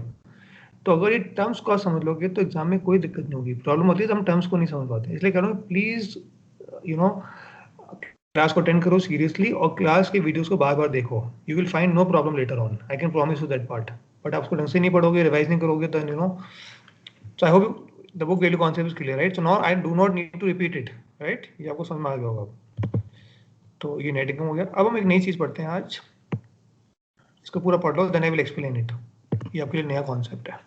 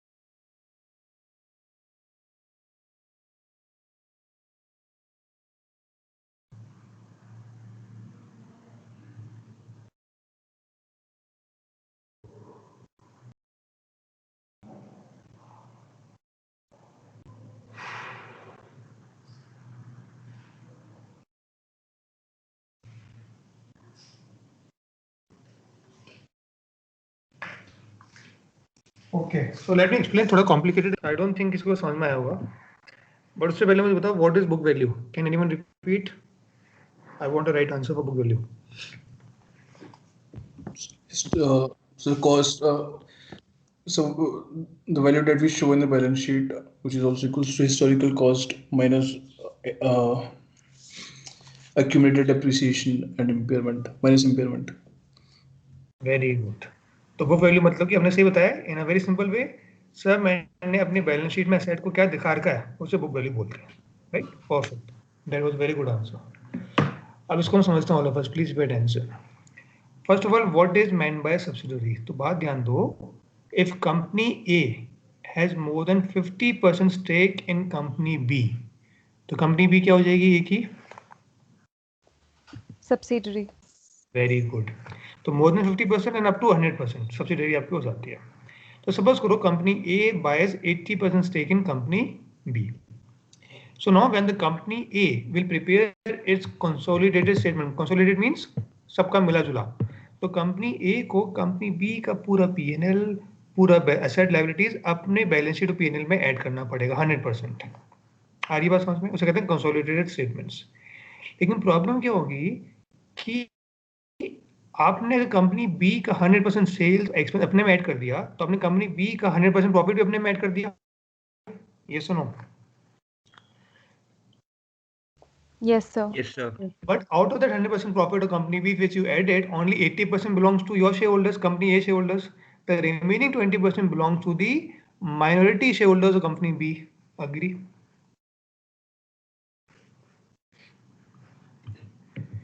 तो आपको अलग से दिखाना पड़ेगा कि भाई ये जो 20% जो प्रॉफिट है बी का, ये मेरा नहीं है, ये एक कंपनी शेयरहोल्डर्स का नहीं है, ये बी कंपनी के रिमेनिंग 20% माइनॉरिटी और नॉन कंट्रोलिंग शेयर होल्डर्स का प्रॉफिट है. तो हम क्या करेंगे, सपोज अगर आपका जो प्रॉफिट करते हैं सर 100 करोड़ है, तो आप बोलोगे सर -20 करोड़, तो सर इसका हो गया माइनॉरिटी का. तो how much is the profit available to company A shareholders? That is 80 crore. आ रही बात समझ में? Yes, sir. तो minority interest is same as non controlling interest, क्योंकि माइनॉरिटी और non controlling means less than 50% stake. ऐसे ही जो आपकी इक्विटी, आप क्या करोगे, असेट्स भी और लायबिलिटीज में भी 100% ऐड कर दोगे कंपनी बी का, तो आपकी जो इक्विटी है वो भी 100% बढ़ जाएगी कंपनी बी की इक्विटी से. बट आपको दिखाना पड़ेगा सर 20% इक्विटी मेरी नहीं है, इट बिलोंग्स टू एनसीआई. तो आपकी इक्विटी में भी आपको एनसीआई दिखाना पड़ेगा और पीएनएल में भी आपको अलग से ये एनसीआई दिखाना पड़ेगा, share and profit. So all of you need to answer directly हम जो खुद का पार्ट है वो क्यों नहीं शो करे, like why we are showing their part minority वाला? क्योंकि the point is you have a control over the company ना, इसलिए अकाउंटिंग स्टैंडर्ड कहते हैं कि आप 100% ऐड कर दो और बाद में जो एक्स्ट्रा आप ऐड कर रहे हो, से 20% मेरे केस में ऐड कर रहे हो, उसको आप अलग से दिखा दो, क्योंकि कंपनी आपकी सब्सिडियरी बन गई ना, आप पे कंट्रोल है पूरा कंपनी के ऊपर. इसलिए तो अकाउंटिंग स्टैंडर्ड मैंडेट करते हैं कि आपको 100% ही ऐड करना पड़ेगा, नो मैटर आपको company you own company B only up to से 80%, 90% और 60%. है मैं क्लियर आखिर? तो अकाउंटिंग स्टैंडर्ड कहते हैं कि क्योंकि कंपनी आपकी हो चुकी है, अब ठीक है पूरी आपकी नहीं है, बट आप तो पूरा दिखा दो, और जो एक्स्ट्रा आप दिखा रहे हो उसको अलग से दिखा दो कि भाई नॉन माइनॉरिटी को होता है. ठीक है. अब तो I hope this point is clear now. ये आपके लिए नई टर्म थी आज, है ना? अब आपको आई थिंक क्लियर होनी चाहिए. तो रिमेंबर फ्यूचर में भी आगे आएगा, but now I will not explain it again. तो आपकी जिम्मेदारी बनती है कि that you remember it now, and so that in the future when you read the same thing again in the next chapters you do it easily, okay, without my help. अब इसको पढ़ो, single step, multi step.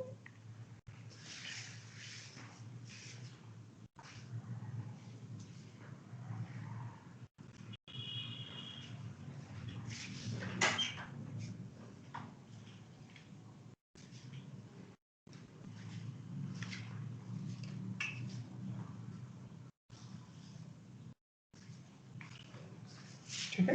मैंने show gross profit, उससे क्या बोलते हैं हम लोग? मल्टी स्टेप बोलते हैं. तो देखो ये मल्टी स्टेप है. ठीक है. All of you please go through this point, इसको ढंग से पढ़ो, सारी एंट्रीज को पढ़ो और बताओ समझ में आ रहा है नहीं आ रहा है.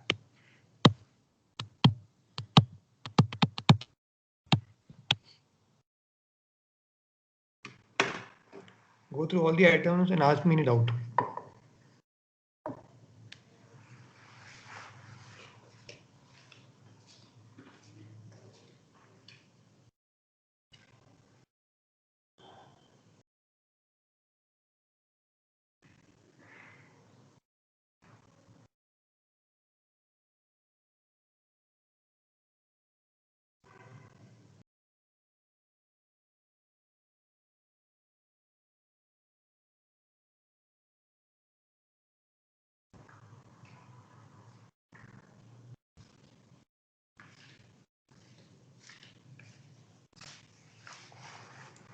Why interest expense is not a part of operating cost?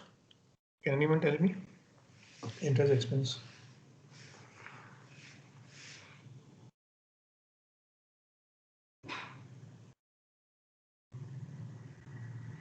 So क्योंकि वो रेगुलर बिजनेस ऑपरेशंस के थ्रू एक्सपेंस नहीं हो रहा है वो चीज़, उसका जो क्योंकि कोर बिजनेस है वहाँ से नहीं हो रहा। ओके, क्योंकि लॉजिक समझो आप लोग कि सब big company, if company wants to sell something, company has to buy the raw material, company has to pay the wages, yes और नो, वो तो जरूरी है, ऑपरेटिंग कॉस्ट हो गई, company has to pay office expenses, but it is not necessary that company has to take debt, company can also work only by raising equity capital.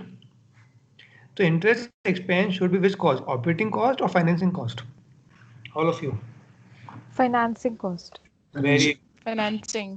इसलिए वो देखा ऑपरेटिंग प्रॉफिट के बाद माइनस कर रहे हैं उसको, it's a non operating expense. लेकिन फॉर अ बैंक ये क्या हो जाएगा? Interest expense for a bank. It would be operating. Very good. I hope I M loud and clear, right? तो सबको Yes, इनकम sir. स्टेटमेंट समझ में आ गया? Are you able to understand this income statement? ये multi step है, right? है ना? Yes, sir. ठीक है, आगे बढ़ते हैं अब हम. And just a second. I hope you know what is account receivable and unearned revenues को पढ़ो और मुझे बताओ समझ में आ रहा नहीं आ रहा. This is all based on accrual accounting. पढ़ के बताना. Take your time. यहाँ से पढ़ो इनफैक्ट.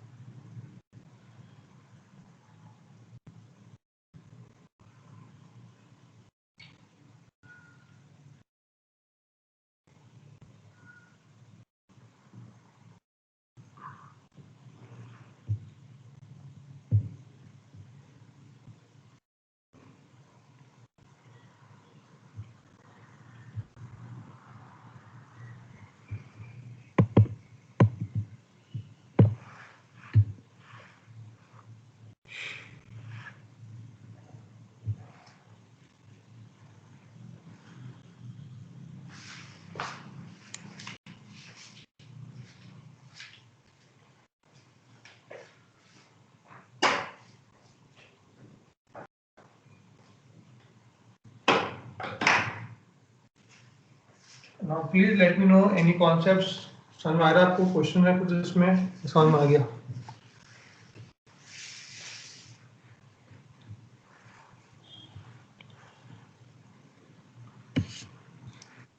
Yes, sir. ओके, रिया का तो आ गया. आकाश Yes, sir. आ गया. आ गया. Very good. Diksha all Yes, sir. All fine. Good. Okay, ठीक है. चलिए आगे बढ़े फिर अब, है ना? नाउ द पॉइंट ये है कि अब मुझे देखना है कि देखो as a company CFO, don't you think आपको रेवेन्यू दिखाने की जल्दबाजी होगी? More the revenue show more the profit you make. Agree और not? As a company CFO you will always try to show revenue, right? Early then what when you should. तो इसे कहते हैं एग्रेसिव रेवेन्यू प्रैक्टिस. तो जो accounting standard होते हैं वो कहते हैं कि भाई कुछ टर्म्स एंड कंडीशन फुलफिल होनी चाहिए, तभी आप उसको रेवेन्यू दिखा सकते हो बुक्स में. आइए बात समझ में? वो टर्म्स एंड कंडीशंस क्या है? ये है. इसको पढ़ो, आराम से पढ़ो ऑल ऑफ यू. ये बड़ा इंपॉर्टेंट है, डिटेल में पढ़ेंगे इसको कि मैं कब अपना रेवेन्यू दिखा सकता हूँ बुक्स के अंदर. तो आप यहाँ से पढ़ना इसको प्लीज, यहाँ से पढ़ते हैं इसको आराम से.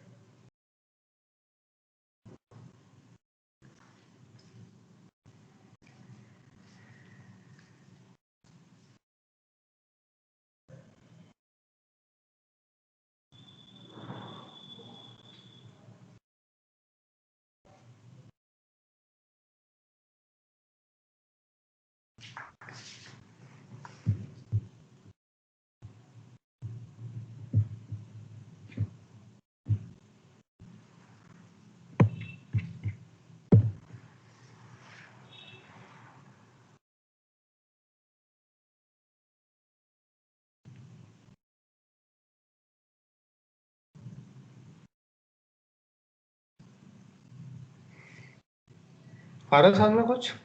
टेक योर टाइम, आराम से पढ़ लो। And what Yes, sir. जिस प्राइस पे मैं Yes, sir. कस्टमर गुड और सर्विस दूंगा। And what is performance obligation? कई बार होता है ना कि when I sell you a good and services, it may be broken into a number of separate performance obligation. वो हम एग्जांपल के कुछ समझेंगे, ठीक है? एंड ये बात आई थिंक ऑलरेडी क्लियर हो गई होगी अब तक। इसको पढ़ के बताओ।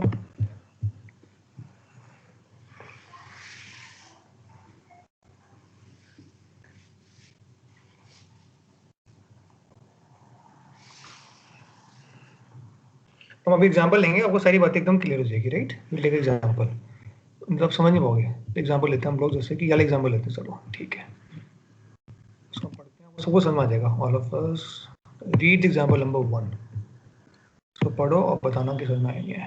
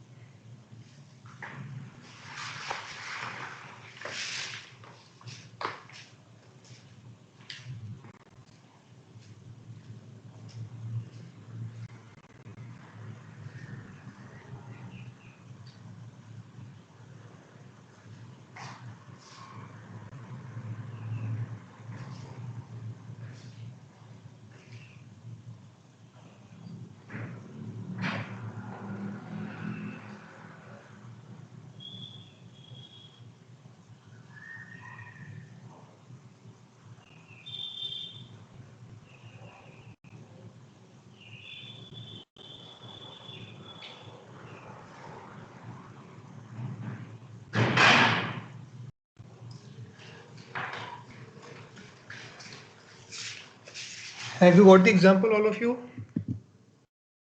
Any question on this part? समझ आ रहा है? पहले Yes, इस मेथड sir. को बोलते थे परसेंटेज ऑफ कंप्लीशन मेथड, पहले बोलते थे, ठीक है? अब इसको हम बोलते नहीं है। मतलब सपोज करो आप सीएफए करते हैं 2018 में, तो उसे बोलते हैं पीओसी मेथड, बट अब इसका नाम उन्होंने चेंज कर दिया है। They don't call it that, but logic वही चल रहा है। समझ में आ गया सबको? वाला एग्जांपल फर्स्ट नहीं है तो मुझे पूछो please, all of you, do not hesitate. Any doubt please ask me, right? अब हम एक और करते हैं, पॉइंट नंबर 2। थोड़ा सा कॉम्प्लिकेटेड है, have a look at it. Same example है, बट एक इसमें ऐड कर दिया bonus. If you complete the building in 3 years, आपको बोनस मिलेगा 1 मिलियन का, अगर हमने 3 साल में बिल्डिंग बना दी तो।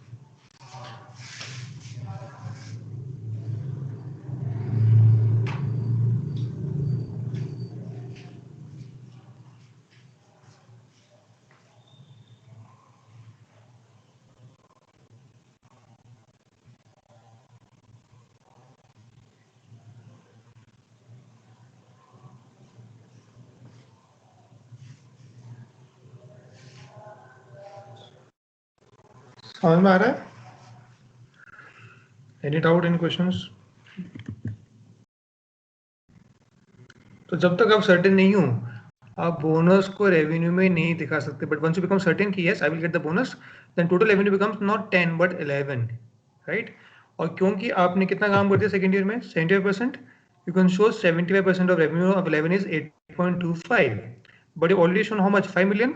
How much you will show extra in the second year? The difference of 3.25. Am I making sense? Yes, sir. Yes sir. है ना? बस ये आप कर देना फिर, ठीक है? अब क्वांटिटी 3 और 4 आप खुद पढ़ोगे, राइट? ये दोनों एग्जांपल आप खुद पढ़ना, 3 और 4 सर नहीं एक आया तो डाउट मुझसे है पूछ। हाँ पूछो। सर, इसमें 4 मिलियन प्लस 2 मिलियन इसमें ये दिया है, तो मुझे पहले जब मैंने पढ़ा था तब मुझे फ्लो में मैंने सोचा था कि 5 मिलियन प्लस 2 मिलियन कंसिडर करेंगे कॉस्ट, तो 4 कहाँ से आया? 2 मिलियन इसका सेकंड, 2 मिलियन तो कॉस्ट है, 4 तो पुराना है ना। एक ये रहा मिनट 4 मिलियन कॉस्ट, ये रहा 4 मिलियन कॉस्ट पुरानी, ये रही कॉस्ट, फर्स्ट ईयर की कॉस्ट 4 मिलियन थी। Okay okay okay yes sir, okay thank you तो सर. टोटल कॉस्ट कितनी होगी? 6 होगी ना आउट ऑफ 8। तो अगर यस सर 8 यस में कॉस्ट हमने 6 खर्च कर दिए, तो आपने कितना प्रोजेक्ट कंप्लीट किया हुआ? 6/8, that yes is sir 75%. So you can show 75%. 75% of revenue also, which is of 11 now, because you've added 1 million bonus, which you think you will get now because you can complete the building in the 3 years. Yes, probability increase everything. Okay, sir. Clear now. Thank you. Okay. Good that you asked doubt. Please, अगर doubt आपको है तो मुझे पूछ लिया करो ना. Do not hesitate. The class has been conducted for all of you, so please ask doubt whenever you are not getting the concepts. अब आगे So चलते हैं. offsetting. Again. So what is offsetting asset? Okay. Offsetting asset कहाँ लिखा हुआ था बताना मुझे, एक सेकंड लग. यहाँ पे नहीं लिखा, पहले लिखा सर. अच्छा वो मैंने पढ़ा था ऑफसेटिंग एसेट एंड लायबिलिटी. हाँ. कौन बताएगा? मैंने एग्जांपल भी दिया था कार और लोन का. Can anyone repeat the example? Remember exam आपको देना है, मुझे नहीं देना है. कौन एक्सप्लेन करेगा? No offsetting of asset and liabilities. Give an example.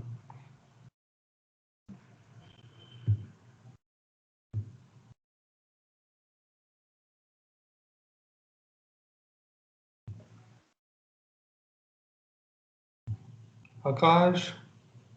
Sir जैसे अपन ने कार खरीदी है और अपन ने एक स्कूटर बेचा है, तो अपन उनको ऑफसेट करके नहीं दिखा सकते कि हमें इतना टोटल हमारी मतलब एसेट ही है, मैंने लॉस एग्जांपल में हम 10 लाख की कार. ओके 10 लाख की Sorry. कार ली आपने, 10 लाख की कार ली, राइट? और 8 लाख का लोन लिया. करेक्ट. तो how will you show that asset and liability in the book separately, और 10 - 8 करके दिखाओगे? सर सेपरेटली दिखाएंगे. And what is offsetting? 10 - 8 is उसमें ऑफसेटिंग. हाँ, तो वो गलत है.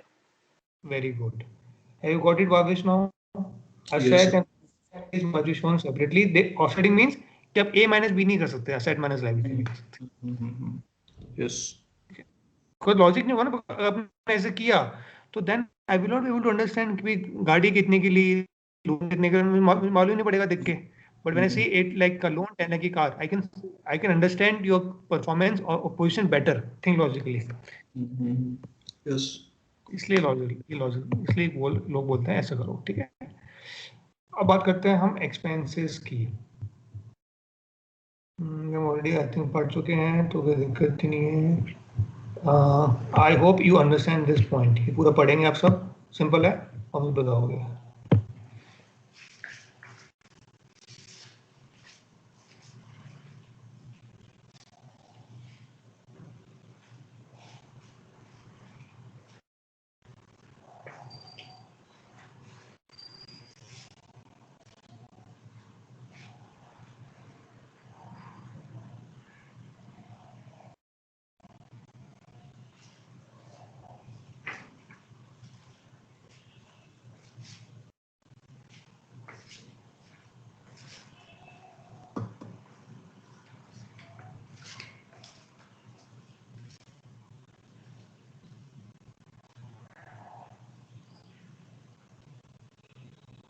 Yes sir.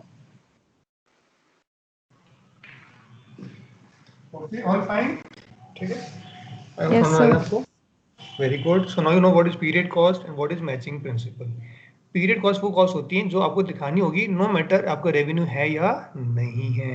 Like depreciation, interest expense, ये तो आपको दिखानी पड़ेगी. इसका सेल से कोई लेना देना नहीं होता है, दैट इज पीरियड कॉस्ट, मतलब पीरियड में दिखानी है। परफेक्ट। अब हम पढ़ते हैं इन्वेंट्री। अब एक बात समझो please all of you, inventory क्या होती है? जैसे अगर आपका इफ यू सेल बाइसिकल्स तो आपके लिए इन्वेंट्री क्या हो जाएगी? बाइसिकल हो जाएगी। एप्पल के लिए इन्वेंट्री क्या होगी? एप्पल कंपनी के लिए Phones. phones, iPad, right? Not the apple we eat. Okay, so that will be the What? inventory. Very good. So now the point is, अब आपको देखना है कि जब मुझे इन्वेंट्री को ध्यान दो, इन्वेंट्री हमेशा कॉस्ट पे दिखाते हैं बुक्स में, right? We never show inventory at the selling price, we show inventory at cost. अब आपके पास इन्वेंट्री को दिखाने के बड़े सारे मेथड्स हैं, और ध्यान रखना जो मेथड आपको बताऊंगा आपको ध्यान रखना है, बिकॉज आगे जाके एक इन्वेंट्री पे चैप्टर भी आएगा, बहुत सारे मेथड सेम होंगे, right? That I will not explain it again, तभी हम उसको समझ लेते हैं। तो पहला जो मेथड है वो होता है स्पेसिफिक आइडेंटिफिकेशन मेथड। इसमें क्या करोगे? इसमें आप बोलते हो कि सर सपोज करो आप क्या करते हो, आप सोना खरीदते हो और फिर सोने को आगे बेच देते हो, ट्रेडिंग करते हो सोने की। तो आप क्या करोगे? व्हेन यू बाय 10 ग्राम का कॉइन, उसमें आपने स्टिकर लगा दिया कि 10 ग्राम कॉइन मैंने खरीदा है 50,000 रुपीज़ पर 10 ग्राम के हिसाब से, ये कॉइन खरीदा है 40,000 के हिसाब से। तो जब आप उस कॉइन को बेचोगे तो आपको मालूम है उस कॉस्ट मुझे क्या पड़ी थी। आ रहा समझ में कुछ? तो that is known as specific identification method. दूसरा होता है फीफो। फीफो में क्या करेंगे? फीफो में अज्यूम करेंगे कि सर जो मैंने इन्वेंट्री पहले खरीदी फर्स्ट इन, वो मैंने पहले बेची। आप एक्चुअल में कोई भी बेच रहे हो मालूम नहीं है, बट आप कॉस्टिंग निकालने के अज्यूम करोगे फर्स्ट इन फर्स्ट आउट में कि inventory which I purchase in the beginning of the year assume to be sold also first. समझ में आ रहा है? तो इसमें जो आपकी कॉस्ट ऑफ गुड्स सोल्ड होगी that will basically be dependent on which prices, earlier prices or later prices, the cost of goods sold.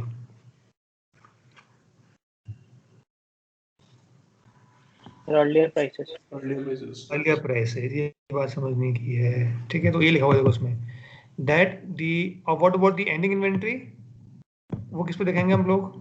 वो earlier cost पे या current cost पे दिखाएंगे? Current cost. current cost. Very good, मतलब समझ में आ गया, उसको पढ़ लो एक बार आराम से।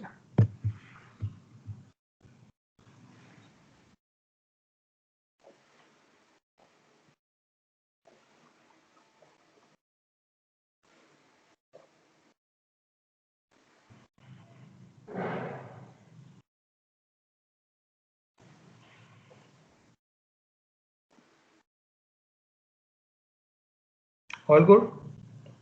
Yes, FIFO, sir. लीफो में उल्टा कर देना। सर जो मैंने लास्ट, तो आप एक्चुअल में कुछ भी करो उससे फर्क नहीं पड़ता, अजम्पशन के लिए अपन अज्यूम कर रहे हैं कि लास्ट इन फर्स्ट आउट, जो इन्वेंट्री मैंने लास्ट में खरीदी that is assume to be sold first. तो इसमें क्या होगा उसको पढ़ के बताओ, समझ में आ रहा है नहीं आ रहा है?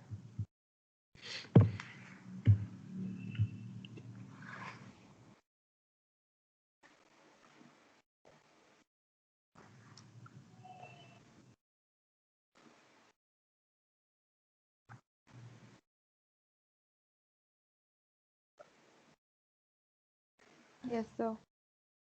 तो don't you think inflationary environment में जब प्राइसेस बढ़ती हैं as the time passes by, LIFO method will result into higher cost as compared to Yes, FIFO sir. method, and higher the COGS, lower will be the profit and lower will be the taxes you pay. So that is why LIFO is very popular in United States, but unfortunately LIFO method is not allowed under IFRS. वो आपको याद रखना पड़ेगा। आ रहा है समझ में कुछ? नहीं आ रहा मुझे पूछ लेना, बहुत इंपॉर्टेंट कॉन्सेप्ट है ये, इस पे एग्जाम में क्वेश्चन आते हैं 2-3 question. And then the weighted average cost, ये पूरा ये तो बहुत सिंपल है। क्या करेंगे इसमें? आपने टोटल इन्वेंट्री खरीदी 100 यूनिट्स की, टोटल कॉस्ट थी 10,000, तो क्या पड़ी average cost? 10,000 upon 100 units, that is weighted average cost. पूरा पढ़ो और बताओ मुझे।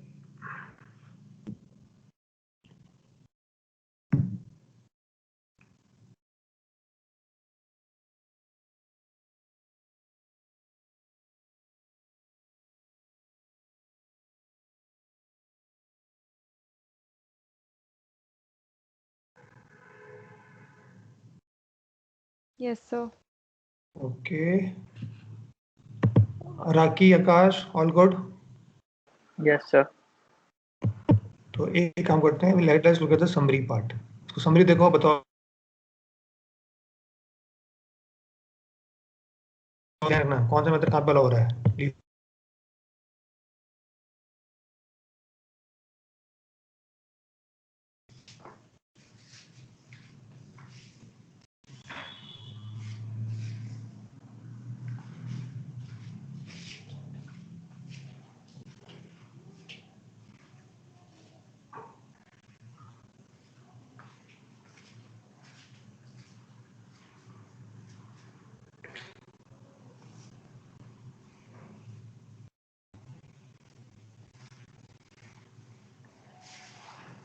Okay done.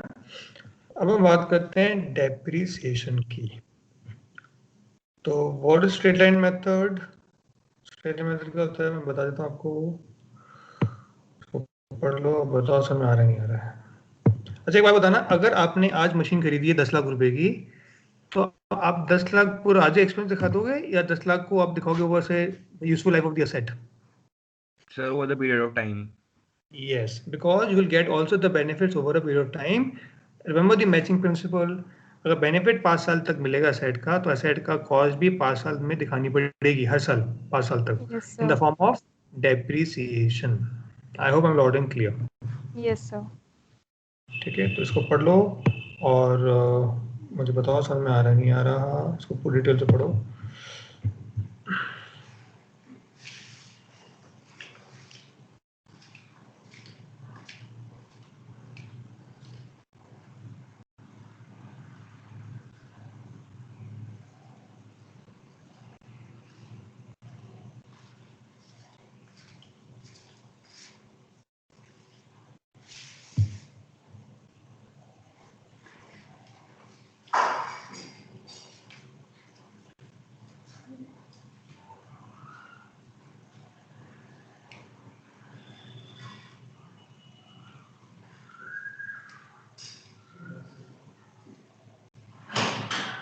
ओके आ गया sir. Yes, sir.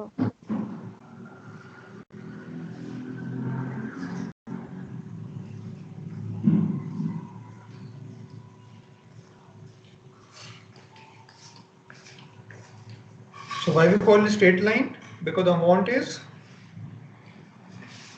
Equally Fixed. reported. very good, Same. amount same, very good, and the straight line। तो ये आपका हो गया सिंपल सा फॉर्मूला। तो मैं आपको एग्जांपल भी देता हूँ, समझ लो।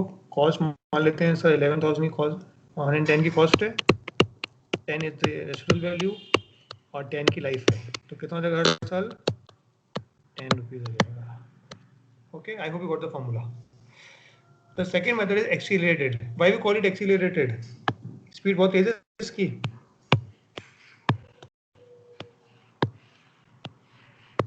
पूरा पढ़ो, बहुत इंपॉर्टेंट है।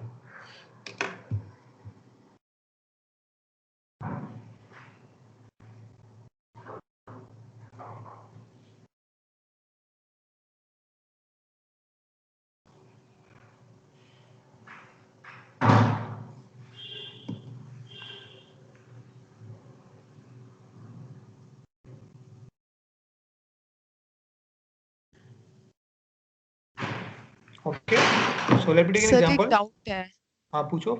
सर, इसमें कहा है कि डेप्रिसिएशन एक्सपेंस लेस होता है later years of its life, जो भी मशीनरी है। बट मशीनरी हमें मतलब स्टार्टिंग में तो बहुत ही एफिशिएंटली, बहुत ज़्यादा सही मतलब एफिशिएंसी से मतलब बेनिफिट देगी। प्रोड्यूस करती है, हाँ बेनिफिट देती है। तब हम डेप्रिसिएशन थोड़ा कम क्यों नहीं लगाते हैं, क्योंकि तब तो उसकी वैल्यू कम बात डेप्रिशिएटेड होगी। तो वो बात चीज़ थोड़ी समझो, कंफ्यूजिंग लग रही। when you getting more benefit, you should show more expense or not? More expense, हाँ वो तो है, बट सर वो वही बात है कि थोड़ा सा एक्सप्लेन कर दीजिए और। पहली बात है कि जब मशीन हम नई नई मशीन लेके आते हैं तो उसको ज़्यादा काम मिलेंगे, ये हमारी अजम्पशन है, हमारी काम ज़्यादा लेंगे तो उसमें हमको ज़्यादा बेनिफिट मिलेगा। तो इसलिए कहते हैं कि जब बेनिफिट ज़्यादा है तो इनिशियली हमको ज़्यादा एक्सपेंस दिखाना चाहिए, और लेटर और मशीन पुरानी हो जाएगी तो उसका बेनिफिट कम मिलेगा, तो कॉस्ट कम दिखानी चाहिए। एज पर एक्सीलरेटेड डेप्रिसिएशन, ये लॉजिक है उसका। Okay okay okay sir, okay तो थैंक यू। अब पढ़ते हैं जो हम यहाँ पे यूज करेंगे, दिस मेथड बोलते हैं DDB, double declining variance method. इसमें क्या होता है मैं आपको बताता हूँ डबल डिक्लाइनिंग कैसे करेंगे। बड़ा सिंपल सा एग्जांपल है, सेम इसमें आ जाता है अपन लोग। यहाँ पे एसेट की वैल्यू कितनी की है, कॉस्ट, ऑल ऑफ यू, मेरे एग्जांपल में 110 थी, और लाइफ कितनी है, 10 इयर्स है, and how much is the residual value, 10। Very 10. Good. अब मुझे डीडीबी मेथड यूज करना है as a part of accelerator, तो कैसे करूंगा, ध्यान दो, डबल डिक्लाइनिंग बैलेंस मेथड। तो पहली बात तो ये कि अगर एसेट की लाइफ 10 इयर्स है तो हम पर ईयर कितना चार्ज करेंगे स्ट्रेट लाइन के हिसाब से, परसेंटेज टर्म्स में 1/10 करेंगे, दैट इज 10%, अग्री और नॉट। Yes, sir. तो डबल में कितना कर लोगे, 20। Very good, 20%। तो कैसे करोगे, ध्यान दो, आप बोलोगे सर एसेट की वैल्यू 110 है, तो डबल डिक्लाइनिंग हो जाएगा 20%, तो आप 20% चार्ज करोगे डीडीबी मेथड में, तो आपको हो जाएगा कितना, 22 हो जाएगा फर्स्ट ईयर में डेप्रिसिएशन। ठीक है, अब सेकंड ईयर में मशीन की वैल्यू कितनी हो जाएगी, वो हो जाएगी 110 माइनस 22, और फिर 20% चार्ज करूंगा वापस। समझ में आ रहा है कुछ? Yes, sir. अब देखोगे कि जो सेकंड ईयर में डेप्रिसिएशन होगा वो फर्स्ट ईयर से कम होगा, आप कर सकते हो कैलकुलेशन, इसलिए कहते हैं डिक्लाइनिंग मेथड, और डबल के बोलते हैं double the rate of straight line method, hence the name double declining balance method. अब नाम समझ में आ गया सबको? तो सर ये यूज में क्यों लेते हैं सर, इसका रीजन क्या है 2 बार ऐसे करने का? तो बेसिकली ये आपका क्या होता है, this is allowed under US country में बाय द टैक्स अथॉरिटीज, है ना, तो it allows you to claim higher tax benefit ना, more is the amount of expense of depreciation, less is the profit. तो वहाँ पे इंसेंटिवाइज करते हैं कंपनीज को कि आप पैसा लगाओ प्लांट मशीनरी में, we will give you the benefit DDB, ताकि आपको टैक्स बेनिफिट मिले। तो उससे कहते हैं company are motivated to make investment so that they can create jobs and increase production. Okay sir. Tax benefit हो गया ना कंपनीज के लिए, because able to claim higher depreciation initially, तो उनको टैक्स यस बेनिफिट मिल जाता है Yes, इसलिए। sir. ठीक है, तो I hope this point is clear. But एक बात ध्यान रखना कि यहाँ पे अपन स्टार्ट कर रहे हैं 110 से, तो अपन 110 से स्टार्ट करेंगे, और जहाँ मशीन की वैल्यू 10 हो जाएगी वहाँ पे I will stop depreciating the machine, because ध्यान दो मेरा एक्सपेंस कितना मशीन पे, 100 रुपीज़ का एक्सपेंस है, तो 110 में खरीदी, 10 में बेचूंगा, तो मेरी जेब से कितने पैसे लगेंगे, 100, तो 100 is the amount of depreciation expense. तो यहाँ पे 110 से स्टार्ट किया है, तो one the machine book value becomes 10, I will stop depreciating the machine, because I can not show more than 100 rupees of expense. समझ में आ रहा है कुछ? Is it like standard कि मतलब है ऐसा, या फिर इस एग्जाम्पल में आप कह रहे हैं? नहीं नहीं, तो डीडीबी में ऐसे ही होता है, मैं आई थिंक एग्जाम्पल कराई देता हूँ ना, बेटर रहेगा, एक सेकंड रुको, उसके लिए आगे आना पड़ेगा, फिर उसको बाद में नहीं पढ़ेंगे, आज ही पढ़ लेते हैं, भी समझ में आ जाएगा आपको। एक second.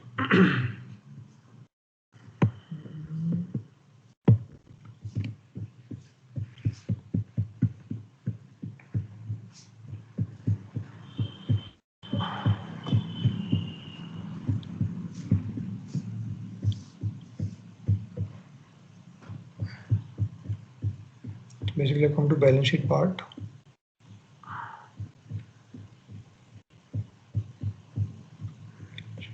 So I'll have to look at this.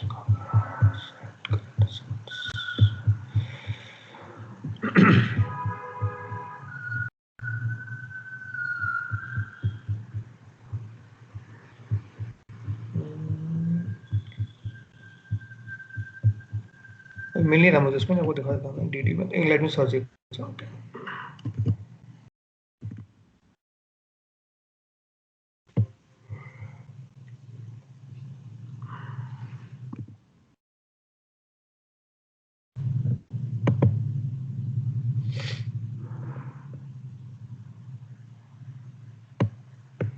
ये आ गया डीडी मेथड, ओके। अब मैं एग्जांपल कराऊंगा, समझ आ जाएगा। तो स्ट्रेट लाइन में कोई दिक्कत है, पढ़ के बताओ फटाफट स्ट्रेट लाइन का। Remember then we will not do it later on, okay, अभी हम कर रहे हैं सो दैट बाद में जल्दी बड़ी करेंगे।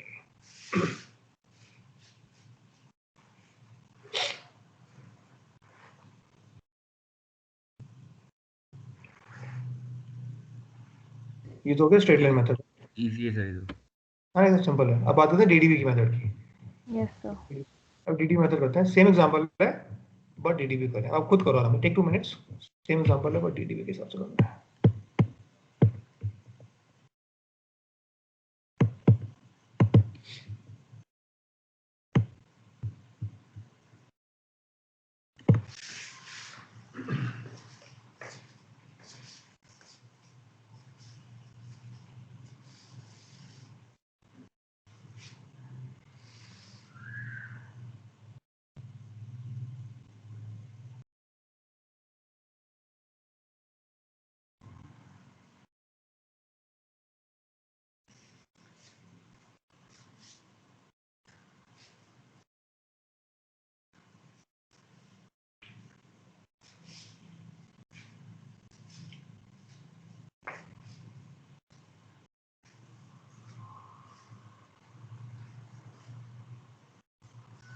आ रहा समझ में?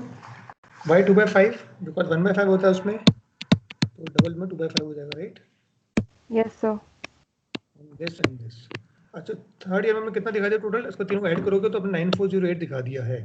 तो फोर्थ ईयर में I will only show the difference, that is 592। I can not show it more than 10,000, yes और नो? फोर्थ में again 592 and fifth year में there is no expense. So now let me know if you're getting it or not. Yes sir. All of you got it? Rakia, yes Priya, sir. ठीक है? Yes sir. तो ना ये आप ध्यान से पढ़ लेना। Now when we do the chapter, we will not do it again, right? This becomes your responsibility कि आपको आपने प्रैक्टिस करके करनी है। तो हम वापस चलते हैं back.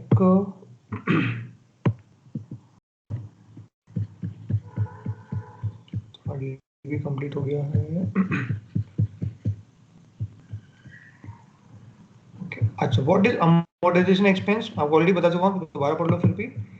It is use of which assets all of us? Intangible assets. Intangible. Yes, बाकी सब कुछ सेम है, कोई फर्क इसमें नहीं है। You can use both DDP and straight line method also. लेकिन एक बात ध्यान रखना, ये वाली बात, any asset, tangible and tangible asset, जिसकी इनडेफिनेट लाइफ होती है, जैसे लैंड की कोई लाइफ होती है? लैंड की, does land have a fixed life? No sir. No. No. Any asset which has an indefinite life can never be amortized or depreciated. But तो जैसे गुडविल क्या होती है वो बताऊंगा बाद में। तो goodwill is intangible asset. It has an infinite life, indefinite life. तो any asset which has an indefinite life cannot be amortized. So it must be tested for impairment at least once. मतलब कि हमको देखना पड़ेगा कि कहीं उसकी value overstated तो नहीं है बुक्स के अंदर। अगर इम्पेयर होगा तो क्या करेंगे, ये हम ऑलरेडी डिस्कस कर चुके हैं क्लास में। आई होप समझ में आ रहा होगा अभी लास्ट की 3 lines.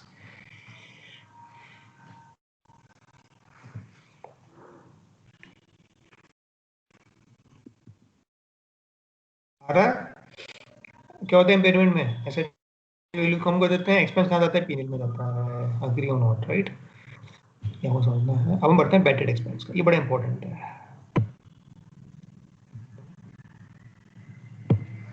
What is bad debt? जहाँ पे कस्टमर ने आपसे माल खरीद लिया है but later on does not make the payment, उसे बोलते हैं bad date.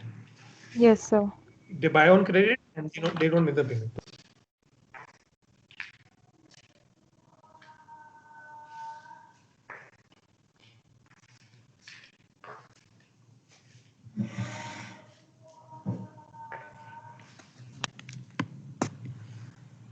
What is warranty expense?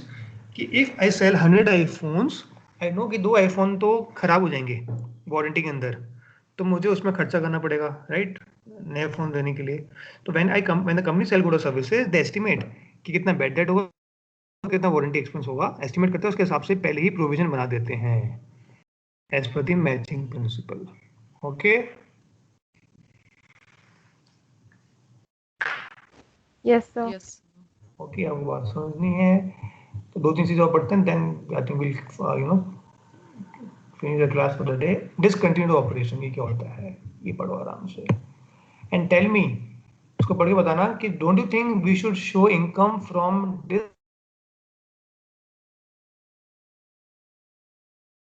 discontinued operations? दोनों अलग अलग दिखाना चाहिए, income from continuing operation and income from discontinued operations, क्योंकि income from discontinued operations will not be there in the future. तो जो एनालिस्ट है उसको मालूम होना चाहिए, सर ये इनकम जो आ रही है एक कंटिन्यूइंग ऑपरेशन से आ रही है और ये इनकम डिसकंटिन्यू से आ रही है, ये फ्यूचर में दोबारा रिपीट नहीं होगी। इसलिए आपके जो अकाउंटिंग स्टेटमेंट कहते हैं कि दोनों को अलग अलग दिखाओ।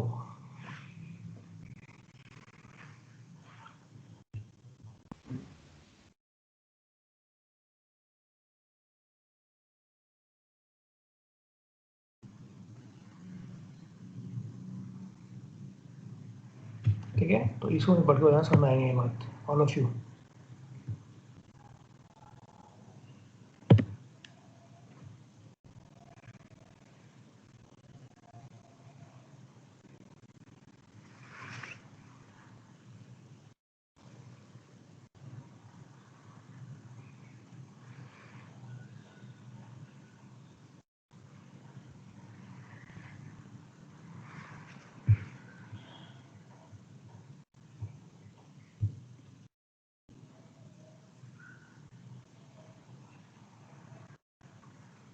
अग्री? सर एक बार एग्जांपल दे दीजिए प्लीज। बड़ा सिंपल एग्जांपल है, आपको एक अपना लाइन ऑफ बिजनेस बंद करना है, बट बंद करने में 2 साल लग जाएंगे, तो जब तक उससे इनकम जो एक्सपेंस आ रही है वो आपको अलग से दिखानी होगी as a income from discontinued operation net of tax. वो अलग से क्यों दिखा रहे हैं? क्योंकि बताना पड़ेगा मार्केट में कि भाई जो इनकम आ रही है ये 1-2 साल और आएगी, जब तक मैं बिजनेस पूरा बंद नहीं कर देता, और उसके बाद ये इनकम आना बंद हो जाएगी। Getting it? नो?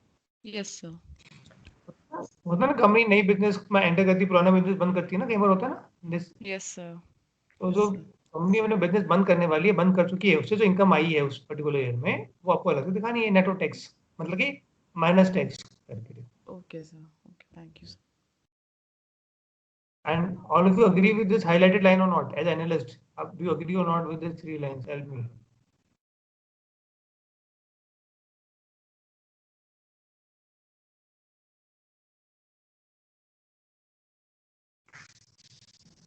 Yes.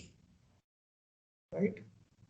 आप उसको इग्नोर करोगे ना, बिकॉज इनकम में नहीं आएगी। Very, I hope you got the logic now. अब हम पढ़ते हैं अनयूजुअल और इनफ्रीक्वेंट आइटम्स कौन से होते हैं। They should be shown separately. पढ़ लो आराम से।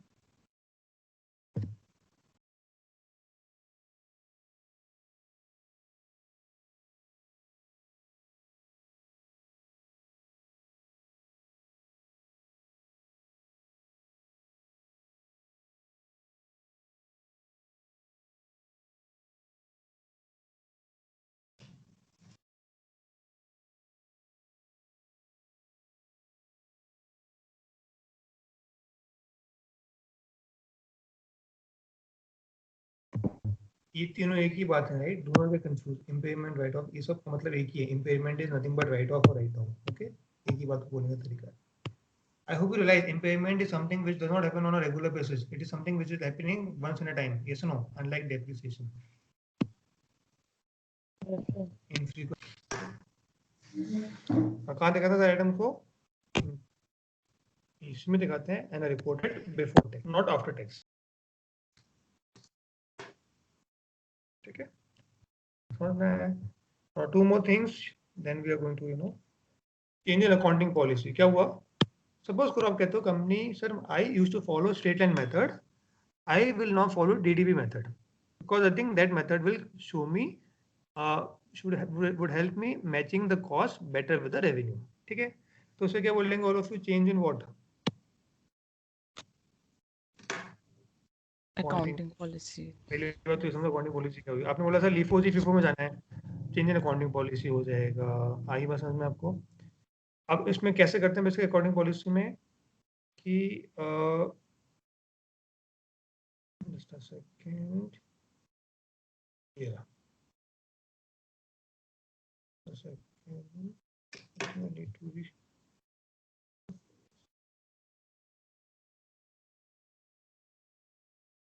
Yeah. Change in accounting policy require bit adjustment all of us. Retrospective. क्या retrospective? You need not change only the current year statement but also the prior year statement as per the new accounting policy. मतलब कि अगर आपने DDB method follow, तो आपको ना केवल इस साल का स्टेटमेंट पर पुराने साल का स्टेटमेंट भी चेंज करना पड़ेगा एज पर दी DDB मेथड। रेट्रोस्पेक्टिव मतलब कि पुराने स्टेटमेंट में चेंज करो, अभी तो करना ही है करंट प्लस पुराना भी। That is retrospective application. Getting it? और दूसरा क्या है? Change in accounting estimate. ये क्या हुआ? आप बोलते हो कि एसेट की लाइफ 10 इयर्स नहीं है, ऐसा 9 इयर्स होनी चाहिए, तो उससे क्या बोलेंगे? चेंज इन अकाउंटिंग पॉलिसी और एस्टिमेट।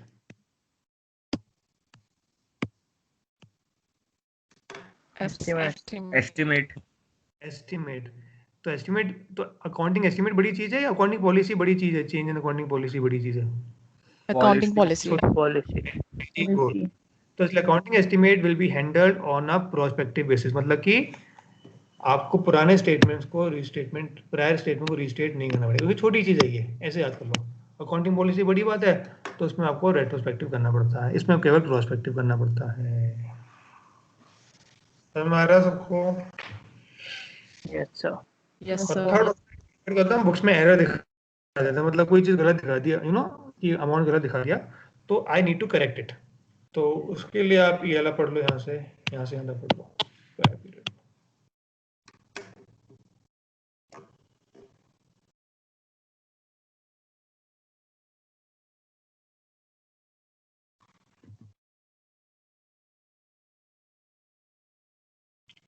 ये कैसे हैंडल होगा? ऑब्वियसली आपने आपने एरर पास में किया था, तो वो रेट्रोस्पेक्टिव तो करना ही पड़ेगा ना, पुराना भी चेंज करना पड़ेगा। ओके, तो I hope you got in your retro and prospective application. Done. ये हम ऑलरेडी कर चुके हैं, operating non operating component. I think आज के लिए काफी है, ये आगे पढ़ना है, ईपीएस वगैरह करना है। आप बताओ। सर बस हो गया So बस। enough for today. परफेक्ट, कोई दिक्कत नहीं। I will not force you, you know, too. तो first of all of you did you understand the concept और नॉट? समझ में आ रहा है सबको कॉन्सेप्ट वगैरह? Yes sir. Yes, sir. Okay, तो अब क्या करोगे all of you? You will watch the video again, ठीक है, दोबारा वीडियो को देखोगे, और फिर आपने यहाँ तक, राइट, ईपीएस के पहले तक आपको पढ़ना है। जितना पढ़ सकते हो उतना पढ़ो, मतलब फर्स्ट रीडिंग तो कंप्लीट कर सकते हो, आई थिंक वो छोटी सी हैं, वो बाकी आप तो कल भी कर सकते हो, that is upon you. So tomorrow we should meet what time? It's 10 a.m. okay tomorrow morning also, and then obviously I'll give you a 1 week break. So kal 10 a.m. okay? Yes, sir, it's fine. Yes, sir. Sir, can we keep it in evening? Evening, what time? Because evening say 7 p.m. If Sir, that is I okay won't with be all. able to attend in the evening, sir. Okay. Please, fine. Okay, I think, you know, well, Valentine Day, I think some of you will be going ahead for some party and all. Isliye I wanted to keep it in morning. So that you can enjoy the Can day we and do also 9? 9 a.m. Yeah. I don't know how many of you wake up so early. मुझे कोई दिक्कत नहीं, मैं तो सुबह जल्दी उठता हूँ, but I don't know about you. Any problem with 10? We 10 से करेंगे till 12 and then you free for the remainder, right? जो करना करो आप पूरे दिन. Yes, sir. 10. Yes. Akash is okay, 10. Riya. Yes, sir, it's Raki. probably fine. Yes sir. Yes, sir. Okay, Akash, with you. Yeah. है ना? ठीक है, so let us keep it 10 tomorrow again, okay, and we'll continue with EPS and then we'll start with reading number 4. The next reading वो भी हम start कर लेंगे, that is balance sheet, okay.